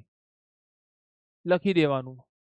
વિશિષ્ટ આર્થિક વિસ્તારનું મહત્વ આપણે હમણાં જોયું. વિશિષ્ટ આર્થિક વિસ્તાર એટલે એવો કરમુક્ત વિસ્તાર કે જે વિસ્તારના કાયદા દેશના કાયદાથી તદ્દન કેવા હોય છે, અલગ હોય છે. કેમ આવો વિસ્તાર પર્ટિક્યુલર ઊભો કરવામાં આવ્યો? જેથી એ વિસ્તારમાં ઉદ્યોગો સ્થાપવામાં આવે ને તો સરકાર અહીંયા કર બાબતમાં દખલગીરી કરતી નથી અને એફડીઆઈ એટલે કે ફોરેનરને ઇન્વેસ્ટ કરવા માટે આકર્ષે છે આવા વિસ્તારોમાં. બરાબર છે. પ્રત્યક્ષ વિદેશી મૂડીરોકાણ દ્વારા નિકાસ કરતા ઉત્પાદિત ક્ષેત્રનો બી વિકાસ થાય છે. બરાબર. અને આપણા દેશમાં 8 છે જે આપણે જોયા છે એ બધા જોઈ. રશિયા, ચીન, Bharat, Jordan, Poland, Philippines, Russia, ઉત્તર કોરિયા જેવા દેશો બી અપનાવ્યો છે. પછી આપણે બી એના ઇન્સ્પાયર થઈને એ થયો છે. ઇન્સ્પાયર થઈને આપણે પણ સ્પેશિયલ ઇકોનોમિક ઝોન જેવા વિસ્તારો વિકસાવ્યા છે.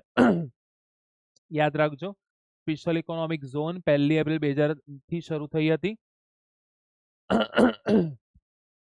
ખાનગી ક્ષેત્રના ઉદ્યોગોનું ઉત્તેજન આપણે સરકારે લીધેલા પગલા. તો જોઈશું આપણે એના પગલા શું છે. પગલા એવા છે પાણીની સુવિધા આપે છે, રસ્તાની સુવિધા આપે છે. સરકાર શું કરે? સરકાર કહે છે અમે તમને વીજળી આપીશું, સસ્તા દરે જમીન આપીશું, કર રાહતો આપીશું, આ બધી સુવિધા તમને આપીશું. નાના ઉદ્યોગોને હરીફામાં સક્ષમ બનાવવા માટે સરકાર ઉત્તેજન આપે છે, જેથી લોકોને ગુણવત્તાયુક્ત અને વસ્તુ સરળતાથી મળી રહે છે. મૂડીરોકાણના કદના આધારે ઉદ્યોગોના પ્રકારો જણાવો. તો ગૃહ ઉદ્યોગ, ટચુકડા ઉદ્યોગ, નાના પાયાનો ઉદ્યોગ, મધ્યમ પાયાનો ઉદ્યોગ, મોટા પાયાનો ઉદ્યોગ. આ તો યાદ રહેવા જ જોઈએ. મૂડીરોકાણના કદના આધારે ઔદ્યોગિક માળખું જણાવો અથવા ઉદ્યોગોના પ્રકાર. તો ગૃહ ઉદ્યોગ, ટચુકડા ઉદ્યોગ, નાના પાયાનો ઉદ્યોગ, મધ્યમ પાયાનો ઉદ્યોગ અને મોટા પાયાનો ઉદ્યોગ. આ યાદ રહેવા જ જોઈએ. You have to be remember. બહુ ઇઝી છે. માલિકીના આધારે કહેતો જાહેર ક્ષેત્રના ઉદ્યોગો, ખાનગી ક્ષેત્રના ઉદ્યોગો, સહકારી ક્ષેત્રના ઉદ્યોગો અને સંયુક્ત ક્ષેત્રના ઉદ્યોગો. બોલો ખબર પડી? અને જાહેર ક્ષેત્રમાં ખાતાકીય ઉદ્યોગો, જાહેર નિગમ અને સંયુક્ત મૂડી કંપની. આ બેટા યાદ રાખજો, આ બેમાં પૂછાઈ ગયું છે. આપણે પ્લીઝ યાદ રાખજો. બરાબર છે. નહીતર તો નાના પાયાના ઉદ્યોગોથી વિકેન્દ્રીકરણ કઈ રીતે કરી શકાય, કઈ રીતે ઉપયોગી છે? વિકેન્દ્રીકરણ એટલે શું ખબર તમને? આ બીએ માં વિકેન્દ્રીકરણનો મતલબ નથી.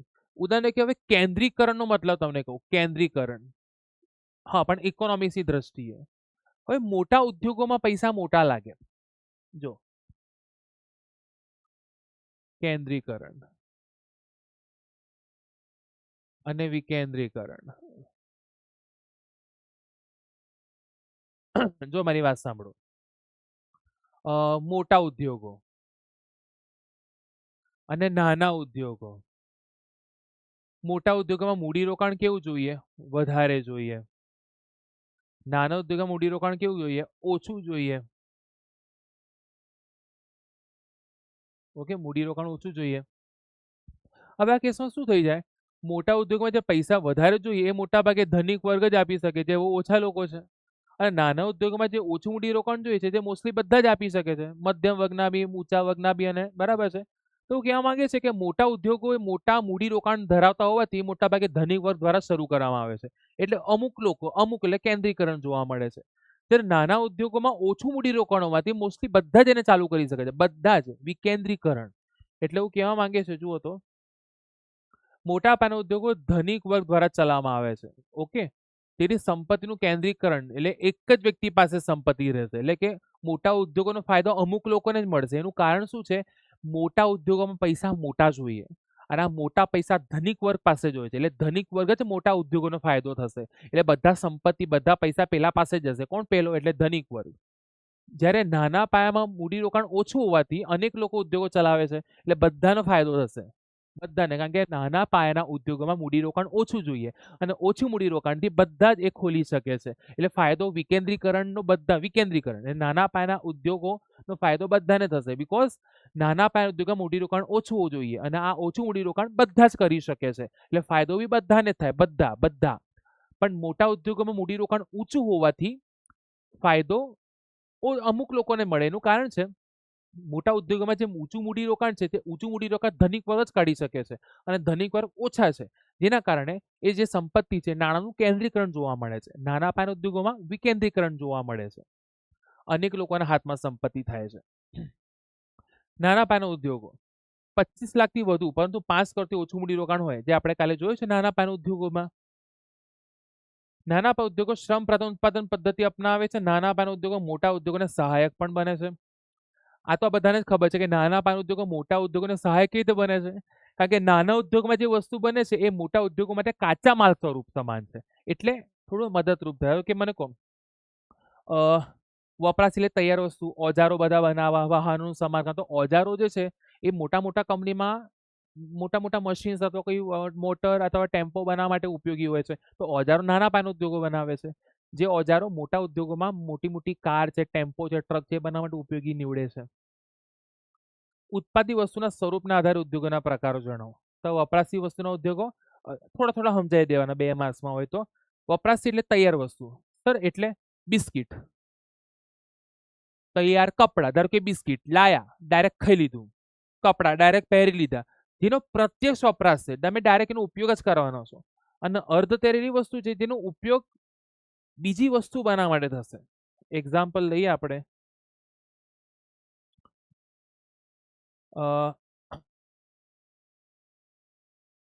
ધારો કે સૂતર બેટા, તો સૂતર આપણે પહેરીએ નહીં.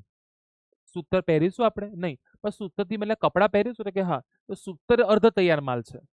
પછી લોખંડના પતરા નહીં, પણ લોખંડના પતરાથી બનેલા તિજોરી છે, મશીન છે, એનો ઉપયોગ આપણે કરીશું. યંત્ર, બરાબર છે. આ બધી વસ્તુ. જ્યારે ઘી ડાયરેક્ટ ખાઈ લઈશું, તેલ ડાયરેક્ટ લગાવી લઈશું, બરાબર, સાબુ, શેમ્પુ, પાવડર વગેરે, બરાબર છે. આ બધી વસ્તુનો ઉપયોગ આપણે ડાયરેક્ટ જ કરવાના છે. બોલો, ખબર પડી ગઈ? હાસ. ચલો આપણે ધીરે ધીરે આગળ સરસ વધી રહ્યા છે. હા, સંયુક્ત મૂડી કંપનીનું ઉદાહરણ આપો. તો HMT Bharat Hindustan machine tools, oil and national gas corporation, Indian oil corporation. આ બેટા આ એક્ઝામ્પલ છે સંયુક્ત મૂડી કંપની કે જેમાં સરકારનું પ્રમાણ છે, સરકારી પ્રમાણ છે, સરકારે પોતાના ઇન્વેસ્ટમેન્ટ્સ કરેલા છે, એટલા માટે આપણે સંયુક્ત મૂડી, જેમાં સરકારનો બી પોતાનો શેર છે, એટલા માટે સંયુક્ત મૂડી કંપની. 51%. શહેરીકરણ કેટલી રીતે થાય? તો કે 3 રીતે થાય. કુદરતી વસ્તી વધારો. અગર શહેરમાં મૃત્યુ દર કરતા જન્મદર ઝડપથી વધે, એટલે મરે ઓછા ને જન્મે વધારે, બરાબર છે. જો લગ્ન પ્રથા બી એક કારણ છે. અમુક લોકો મને પાછા પૂછતા હોય છે, સર તમે લગ્ન નહીં કેમ કરતા? તો મારું એવું ઓફિશિયલી માનવું છે, અગર તમે મારા સાથે અગ્રી કરો છો કે નહીં, મને બધા પૂછે સર તમે લગ્ન નહીં કરતા, તો મારું તો એક જ માનવું છે, અગર ફ્યુચરમાં મારા બૈરી છોકરાના કારણે મને અગર મારી ઈચ્છા માટે મને 1% બી કોમ્પ્રોમાઇઝ કરવો પડે તો મને લગ્ન નહીં કરું. જીવન એક જ છે, એન્જોય કરવાનું છે, કોમ્પ્રોમાઇઝથી જીવન નથી. અગર લાગે છે કે યાર હવે એવું છે કે મને 1% બી કોમ્પ્રોમાઇઝ નહીં કરવો પડે for my wife and for my child, then I will get married. બરાબર છે. એક મારું એવું માનવું છે કે અગર આપણે કોઈની રિસ્પોન્સિબિલિટી લઈ રહ્યા છે તો પૂરી લેવાની, ખુશ રાખવાના. આપણે એમને બી ખુશ રાખવાના અને આપણે પોતે બી ખુશ રાખવાના છે. કારણ કે બેટા બીજાને ખુશ રાખવામાં આપણે કેમ પાછળ રહીએ છીએ? જીવન એક હમણાં મળેલું છે, નેક્સ્ટ મતલબ જન્મમાં શું હોય શું છે કંઈ ખબર જ નથી. મતલબ વી હેવ નો આઈડિયા. જે છે હમણાં આ જ છે. તો એ આ જ છે જે બેસ્ટ જીવવાનું છે, સમજી લો તમે. એટલે પેલું મારું માનવું છે કે હમણાં મને બેસ્ટ જીવવું છે, બેસ્ટ જીવવું છે. અગર લગ્ન કરવાથી અગર મને કોઈક નાની મોટી બી કોમ્પ્રોમાઇઝ કરવી પડે છે તો I don't want to do this. મને આ વસ્તુ નથી કરવી, પણ ભવિષ્યમાં લાગે છે now I can take the responsibility, we are both may be happy, તો આપણે કરી શકીશું. બરાબર છે. પછી લોકોને મને આવું જ કહેવું પડે, ये जगह है ये सवाल पूछने का. बराबर છે. मैं घूमूं फिरूं नाचूं गाऊं हंसूं खेलूं बाहर जाऊं अकेला जाऊं किसी और के साथ जाऊं जहां जाऊं जब जाऊं जैसे भी जाऊं आपको क्या. બરાબર છે. આવું જ નગરની વ્યાખ્યામાં ફેરફાર થાય. એટલે ઉદાહરણ તરીકે અમુક ગામડા હતા પણ એ શહેરમાં પરિવર્તિત થઈ ગયા, બરાબર છે. ધારો કે ગ્રામ્ય નગરની વિસ્તારની વ્યાખ્યામાં ફેરફાર એટલે કેટલા ગ્રામ્ય વિસ્તાર નગર એટલે નગર પછી મહાનગર, ધારો કે આ બધા મહાનગરો છે, બધાને ખબર છે ને, વડોદરા બી આવી જાય. ઉદાહરણ તરીકે પહેલા એવું કે 6,000 જ્યાં ઉદાહરણ તરીકે જ્યાં 5,000 વસ્તી હશે ઉદાહરણ તરીકે એવું કે જ્યાં 10,000 વસ્તી હશે એ ગામડા કહેવાશે. અને પછી એવું કે 7,000 કે તેથી ઓછા હશે એ ગામડા કહેવાશે. તો 10,000 જે ગામડામાં આવતા હતા એ શહેરમાં આવી જશે. ધારો કે આ બધા હવે શહેર બહુ મોટા મોટા થઈ ગયા છે, અમદાવાદ, સુરત, રાજકોટ. અને ગ્રામ્ય વિસ્તારમાંથી શહેરમાં જાય, બરાબર છે, તો એ શહેરીકરણ. તો મોસ્ટ ટાઈમ શહેરીકરણ કેટલી રીતે? 3 રીતે. જ્યારે જન્મદર જો મૃત્યુદર કરતા ઊંચો હોય એટલે મરે ઓછા ને આવે વધારે, બરાબર છે. અને નગરની વ્યાખ્યામાં ચેન્જીસ થાય. એટલે મેં તમને હમણાં કીધું, પહેલા કહે છે કે 10,000 થી ઓછી આવક હોય તો એને ગામડું કહેવાશે. પછી કહે છે ના 5,000 કે તેથી ઓછી હોય તો જે 8,000 માં પેલા ગામડામાં આવતા હતા એ શામાં આવી જશે? શહેરમાં આવી જશે. એટલે એવી રીતે બી શહેરીકરણ થાય છે. શહેરીકરણ નકારાત્મક અસર મુદ્દા જ જણાવવાના છે, ફક્ત મુદ્દા. આર્થિક અસમાનતા, કારણ કે એક બાજુ એવા લોકો આવે છે જે ભણેલા નથી, ગણેલા નથી, પૈસા નથી લોકો પાસે, ગરીબ વર્ગ, અને એક બાજુ ઓલરેડી વેલ સેટલ લોકો છે, તો આર્થિક અસમાનતા. એટલે એક બાજુ ગરીબ, એક બાજુ ધનિક, સામાજિક અસમાનતા. હવે જે લોકો આવે છે, જે લોકો ભણેલા ગણેલા નથી, તો એ લોકોની જે વિચાર, એ લોકોના જે વિચારસરણી છે એ બી વધારે આધુનિક નથી હોતી. એ લોકોની વિચારસરણી સંકુચિત હોય છે. અને જે લોકો શહેરમાં રહે છે, અર્બન એરિયામાં રહે છે, તો એ લોકોની વિચારસરણી બહુ આધુનિક હોય છે, ઓપન માઇન્ડેડ હોય છે. તો આ સામાજિક, એ લોકો કેટલા રીતિ રિવાજોમાં માનતા હોય છે, શહેરમાં કેટલા રીતિ રિવાજોમાં નથી માનતા. સામાજિક અસમાનતા, ગંદા વસવાટોનો પ્રશ્ન. ધારો કે આપણે કોઈ પણ શહેરમાં જોઈ લો તો કશે બી વસેલા જોવા મળે છે, રેલવે સ્ટેશન આજુબાજુમાં, કોઈ નદીઓના આજુબાજુમાં. કાયદો વ્યવસ્થાની સમસ્યા, જો જ્યારે અમુક લોકો હોય તો કાયદો સચવાય, પણ જ્યારે લોકોની સંખ્યા વધી જાય તો કાયદો સચવાવો બહુ અઘરું થઈ જાય. ધારો કે ટ્રાફિકની સમસ્યા આજકાલ દરેક શહેરમાં ઉદ્ભવી છે, કારણ કે માથાદીઠ વાહનોની સંખ્યા વધી ગઈ, લોકોની સંખ્યા વધી ગઈ. એટલે કાયદો બી બહુ તકલીફ, કાયદા દ્વારા બી લોકોને હેન્ડલ કરવું અઘરું બની જાય છે. આંતરમાળખાકીય સુવિધાઓના પ્રશ્નો, શિક્ષણ, આરોગ્ય, રોડ રસ્તા સારા નહીં મળતા, વસ્તી વધતા, પર્યાવરણના પ્રદૂષણો ઊભા થાય છે. પર્યાવરણ તો આજકાલ તમે જુઓ કેટલું બધું વધી ગયું છે દરેક શહેરમાં. ઇવન અમદાવાદ, વડોદરા, દિલ્હી જેવા શહેરોમાં બહુ જ પ્રદૂષણ વધી ગયું છે. શહેરીકરણનો અર્થ આપો. શહેરીકરણનો આટલો લાંબો લખવાની જરૂર નથી. શહેરીકરણનો અર્થ ગ્રામ્ય વિસ્તારમાંથી શહેર વિસ્તારમાં થતા વસ્તીના સ્થળાંતરને શું બોલાય છે? તો કે શહેરીકરણ. આકર્ષણ સ્થળાંતર એટલે શું? જો આકર્ષણ સ્થળનો મતલબ કહું, શહેરી, ઓ વાવ, શહેરમાં મોલ છે, શહેરમાં સારા રોડ રસ્તા છે, શહેરમાં 24/7 વીજળી છે, મોલ છે, ઓહો, ત્યાં મોટા મોટા સિનેમા ઘર બી છે. તો ત્યાંના ગામડાના લોકો શહેરમાં મોલ છે, થિયેટર છે, સારી જોબ બી છે, 24/7 વીજળી બી છે, વીજળી કપાતી નથી. તો આ બધી ચીજોથી આકર્ષાઈને શહેરમાં આવે છે. સારી જોબ છે, સારી સુખ સુવિધા છે, મોજ શોખની વસ્તુ છે, તો એને આકર્ષણ સ્થળાંતર બોલાય. એટલે ગામડામાંથી શહેરમાં શા માટે આવે છે? તો સારી જોબ માટે, સુખ સુવિધા ભોગવવા માટે, મોજ શોખની વસ્તુ વાપરવા માટે. તો એને શું બોલાય? આકર્ષણ સ્થળાંતર. બીજું એક અપાકર્ષણ બી આવે છે. હવે ખબર એનો મતલબ यहाँ પણ હું સમજાઈ દઉં. નથી જવું પણ જવું પડે છે, બરાબર છે, ફરજિયાતપણે ધકેલાય છે, એને કહેવાય અપાકર્ષણ સ્થળાંતર. શું બોલે તેને? અપાકર્ષણ સ્થળાંતર. ઉદાહરણ તરીકે કોઈને સરકારી જોબ લાગી ગામડામાં, બરાબર છે, હવે સરકારી જોબ લાગી પણ ગામડામાં લાગી. હવે સરકારી જોબ છે, કરવી પડશે. હવે એને નહીં જવું પણ જોબ માટે જવું પડે છે. એટલે જે વસ્તી, જેને જવું નથી પણ જવું પડે છે, ફરજિયાતપણે ધકેલાય છે, તેને અપાકર્ષણ બોલાય. અને જે સુખ સુવિધા, સારી જોબ, ધંધોથી આકર્ષણ કરે છે એને શું લે? આકર્ષણ. મોટાભાગે ગામડામાંથી શહેરમાં આવતા હોય ને આકર્ષણ જ કહેવાતું હોય છે. શહેરી જીવનશૈલી, લાઈફસ્ટાઈલથી આકર્ષાઈને લોકો સારા કપડાં પહેરતા હોય છે, સારું ખાતા પીતા હોય છે, ફરતા હોય છે, બરાબર. આ બધું તમને ખબર જ છે. સ્થળાંતર એટલે વ્યક્તિ એક સ્થળેથી બીજા સ્થળે જાય અને હા પણ લાંબો વસવાટ કરે. આને સ્થળાંતર બોલાય, આને સ્થળાંતર બોલાય, આને સ્થળાંતર બોલાય, આને સ્થળાંતર બોલાય ના, આને સ્થળાંતર ના કહેવાય. એક સ્થળેથી બીજા સ્થળે કાયમી અથવા લાંબો વસવાટ કરો એને સ્થળાંતર બોલાય. તો આ વ્યાખ્યા લખજો. સ્થળાંતર એટલે શું? વ્યક્તિ એક સ્થળેથી બીજા સ્થળે કાયમી વસવાટ કરે અથવા લાંબો વસવાટ કરે. ભારતમાં વીજળી કેટલી રીતે મેળવી શકાય છે? 4. કોલસા દ્વારા, પાણી દ્વારા, પરમાણુ દ્વારા, સૂર્યશક્તિ, બાયોગેસ અને પવન શક્તિ. થર્મલ પાવર બોલાય કોલસામાં, હાઇડ્રો પાવર પાણી, ન્યુક્લિયર પાવર. ઓકે. આ યાદ રાખજો, પૂછાય છે 2 માર્ક્સમાં.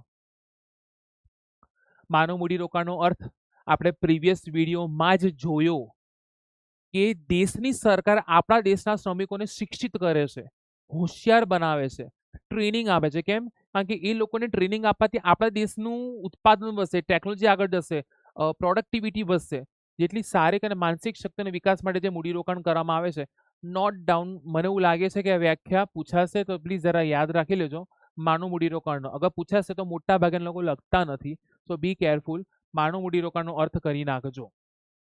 રેલવે સામેના પડકારો કયા કયા આવે છે? તો આ મર્યાદા તરીકે પૂછાય કે આજે પણ આધુનિક ટેકનોલોજી અનિવાર્યતા ઘણી અપૂરતી છે. સાચી વસ્તુ છે. રેલવેમાં હજુ બી જેવું જોઈએ એવું છે નહીં. આજે વંદે ભારત જોઈ લો તો બહુ સારી સુખ સુવિધા આપતી જોવા મળે છે આપણને, બરાબર છે. ભારતમાં અર્થતંત્રની જરૂરત પ્રમાણે રેલવેની સવલતો હજી પણ અપૂરતી લોકોને જણાય છે. ટાઈમ ટુ ટાઈમ સમય ફોલો નહીં થતો. ભારત વિકાસશીલ દેશ હોવાથી રેલવે માટે જરૂરી નાણાંની માંગ પૂરી થતી નથી. એટલે નાણાંની તંગી, સંચાલન બી નથી, બેસ્ટ મેનેજમેન્ટ બી નથી, મેનેજમેન્ટનો અભાવ છે. મુસાફરોને અપૂરતી સવલતો પ્રાપ્ત થાય છે. પ્રાદેશિક અસમતુલન, એટલે કોઈ એક રાજ્યનો રેલવેનો વિકાસ થયો છે પણ અમુક રાજ્યમાં રેલવેનો વિકાસ નહીં થયો, તો એ બી ના ચાલે, આ નકારાત્મક બાબત ગણાય. સામાજિક કારણો સમજાવો. સામાજિક કારણોમાં લગ્ન અને સામાજિક રીતિ રિવાજોમાંથી સ્થળાંતરના કેટલા કારણો છે તમે જોજો. આર્થિક કારણો, સામાજિક કારણો, રાજકીય કારણો, કુદરતી આફતો કે પર્યાવરણ પરિબળો. એમાંથી ફક્ત સામાજિક કારણો સમજાવવાનું કીધું છે. તો સામાજિક કારણમાં લગ્ન કે એવું કહે છે કે જ્યારે સ્ત્રી લગ્ન કરે છે તો પોતાના પિયરથી સાસરી જાય છે તો એ સ્થળાંતર છે, કારણ કે હવે ત્યાં જ રહેશે. લગ્ન એ અને સામાજિક રીતિ રિવાજોમાંથી અમુક વાર ગામડામાં જોઈએ છે કે લોકો કંટાળી જાય છે ત્યાંના રીતિ રિવાજોથી, ત્યાંના બધા રૂઢિચુસ્ત વલણોથી, તો એ લોકો શહેરમાં આવી જાય છે. કેમ? રીતિ રિવાજોમાંથી મુક્તિ મેળવવા, બરાબર છે. તો આધુનિક જીવનશૈલી ભોગવવા માટે લોકો શહેરમાં આવતા હોય છે, તો એ સામાજિક કારણો થયું. આરોગ્યનું મહત્વ. WHO વર્લ્ડ હેલ્થ ઓર્ગેનાઇઝેશન કીધું છે કે ફક્ત રોગની ગેરહાજરી કે શારીરિક શક્તિને સારું આરોગ્ય કે સ્વાસ્થ્ય કહી શકાય નહીં. માનવીના સંપૂર્ણ ભૌતિક, માનસિક અને સામાજિક કલ્યાણને આરોગ્ય કહી શકાય. આ જરા અર્થ પ્લીઝ નોટ ડાઉન કરજો, આ બી પૂછાઈ શકે છે, બરાબર છે. Sound body, sound mind in sound body. શિક્ષણ એ મનની તંદુરસ્તી પૂરી પાડે છે, આરોગ્ય તનની તંદુરસ્તી પૂરી પાડે છે. આ બધા માપદંડો છે. જો તંદુરસ્તી જાળવવા માટે 2 બાબતો બહુ મહત્વ, સમતોલ આહાર અને સારી દાક્તરી સારવાર. પ્લીઝ આ બી જરા એ વસ્તુ યાદ રાખજો. અને આ તો આપણે કાલે ઓબ્જેક્ટિવમાં જોયું હતું કે ભારતમાં સરકાર આરોગ્ય પાછળ 4.4% ખર્ચો કરે છે, અમેરિકા 20.3 અને ચીન 12.5. તો એ કોરોના ત્યાંથી જ આવ્યો હતો. ચલો ધ્યાન રાખી લેજો. આટલું બધું લખવાની જરૂર નથી 2 માર્ક્સમાં. જેટલું કીધું છે અર્થ લખો, બરાબર છે. જો શ્રમિક વારંવાર બીમાર પડે તો ઉત્પાદન કાર્ય કરી ના શકે. જો શ્રમિક તંદુરસ્ત હોય તો ઉત્પાદન વધે, કુદરતી સંપત્તિનો બગાડ અટકે, શ્રમિકની આવક વધે, જીવન ધોરણ સુધરે.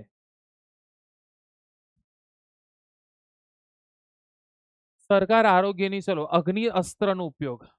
ચલો ભાઈ, અગ્નિ અસ્ત્ર આ બધા એવા છે જે ખાતર બનાવવા માટે ઉપયોગી છે. તો તમે એ વસ્તુ અહીંયા કશું કંઈ ખાસ નથી, આનામાં કોઈ લોજિક નથી. આ કહે છે કે 200 લીટર પાણી 6 થી 8 લીટર અગ્નિ અસ્ત્ર ભેળવીને પાકમાં. મને કોઈ કીધું સર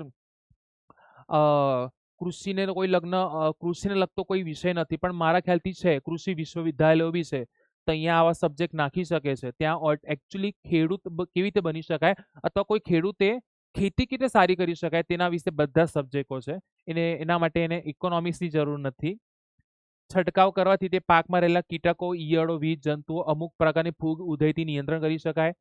ખાદ્ય જંગલના મોડેલો. અમુક લોકોને એવું થાય કે સર 12મા ચેપ્ટરમાં 9મું ચેપ્ટર છે, એના બધા જે ટર્મ્સ છે બહુ અઘરા અઘરા છે, શું કરવું જોઈએ? તો બેટા આ કરવું જોઈએ, મેં તમને જે કીધું છે. અગ્નિ અસ્ત્રનો ઉપયોગ કરી નાખજો. ખાદ્ય જંગલ મોડેલના ફાયદા કરી નાખજો. ખાદ્ય જંગલ જ્યાં ફળ, દૂધ, આપણે ફળ છે, શાકભાજી છે, આ બધું જ્યાં ઉગે છે ને એને ખાદ્ય જંગલ બોલાય, બરાબર. ફળ છે, શાકભાજી છે, આ બધું જ્યાં ઉગે છે. પાકોની વિવિધતા હોવાથી રોગ, જીવજંતુઓ, નુકસાનકારક કીટકોનો ઉપદ્રવ ઘટે છે. પાકની વિવિધતા વધારે જોવા મળે છે. જમીનની ફળદ્રુપતામાં વધારો થાય છે. નિમાસ્ત્ર 200 લીટર પાણી લો, 10 લીટર ગૌમૂત્ર, 2 કિલો ગાયનું તાજું ગોબર. પાછું તાજું ગોબર જોઈએ પાછું, બોલો. ડાયરેક્ટ આવી રીતે ઊભું જ રહેવાનું આપણે તો અહીંયા, એમ, બરાબર છે. 10 કિલો કડવા લીમડાની કુમળી દાળીઓ. ભાઈ પાછી કુમળી દાળીઓ બહુ અઘરું કન્ડિશન છે ભાઈ, એમ નહીં બને તમારું નિમાસ્ત્ર. 5 અથવા 20 થી 30 કિગ્રા લીંબોડીની ખાંડી મિશ્રણ, ખાંડી નાખો એને જરા મસ્ત બરાબરની. તડકો અને ગરમીની અસર ન થાય, પાછી એની બી અસર ન થવી જોઈએ. આ તો આપણા કરતા અઘરા લોકો છે. છાયામાં રાખી દિવસમાં 2 વખત ઘડિયાળના કાંટાની દિશામાં હલાવજો ભાઈ. ખાતર ખાતર ખાતર 48 કલાક પછી કપડાથી ગાળીને તેનો સંગ્રહ કરવો જોઈએ. 6 મહિના સુધી વાપરી શકાય. સૂર્યપ્રકાશ અને વરસાદથી દૂર રાખવું જેથી વાતાવરણની અસર ન થાય. ખાટી છાશના દ્રાવણનો ઉપયોગ કરવાથી ક્યાં ક્યાં ફાયદાઓ થાય?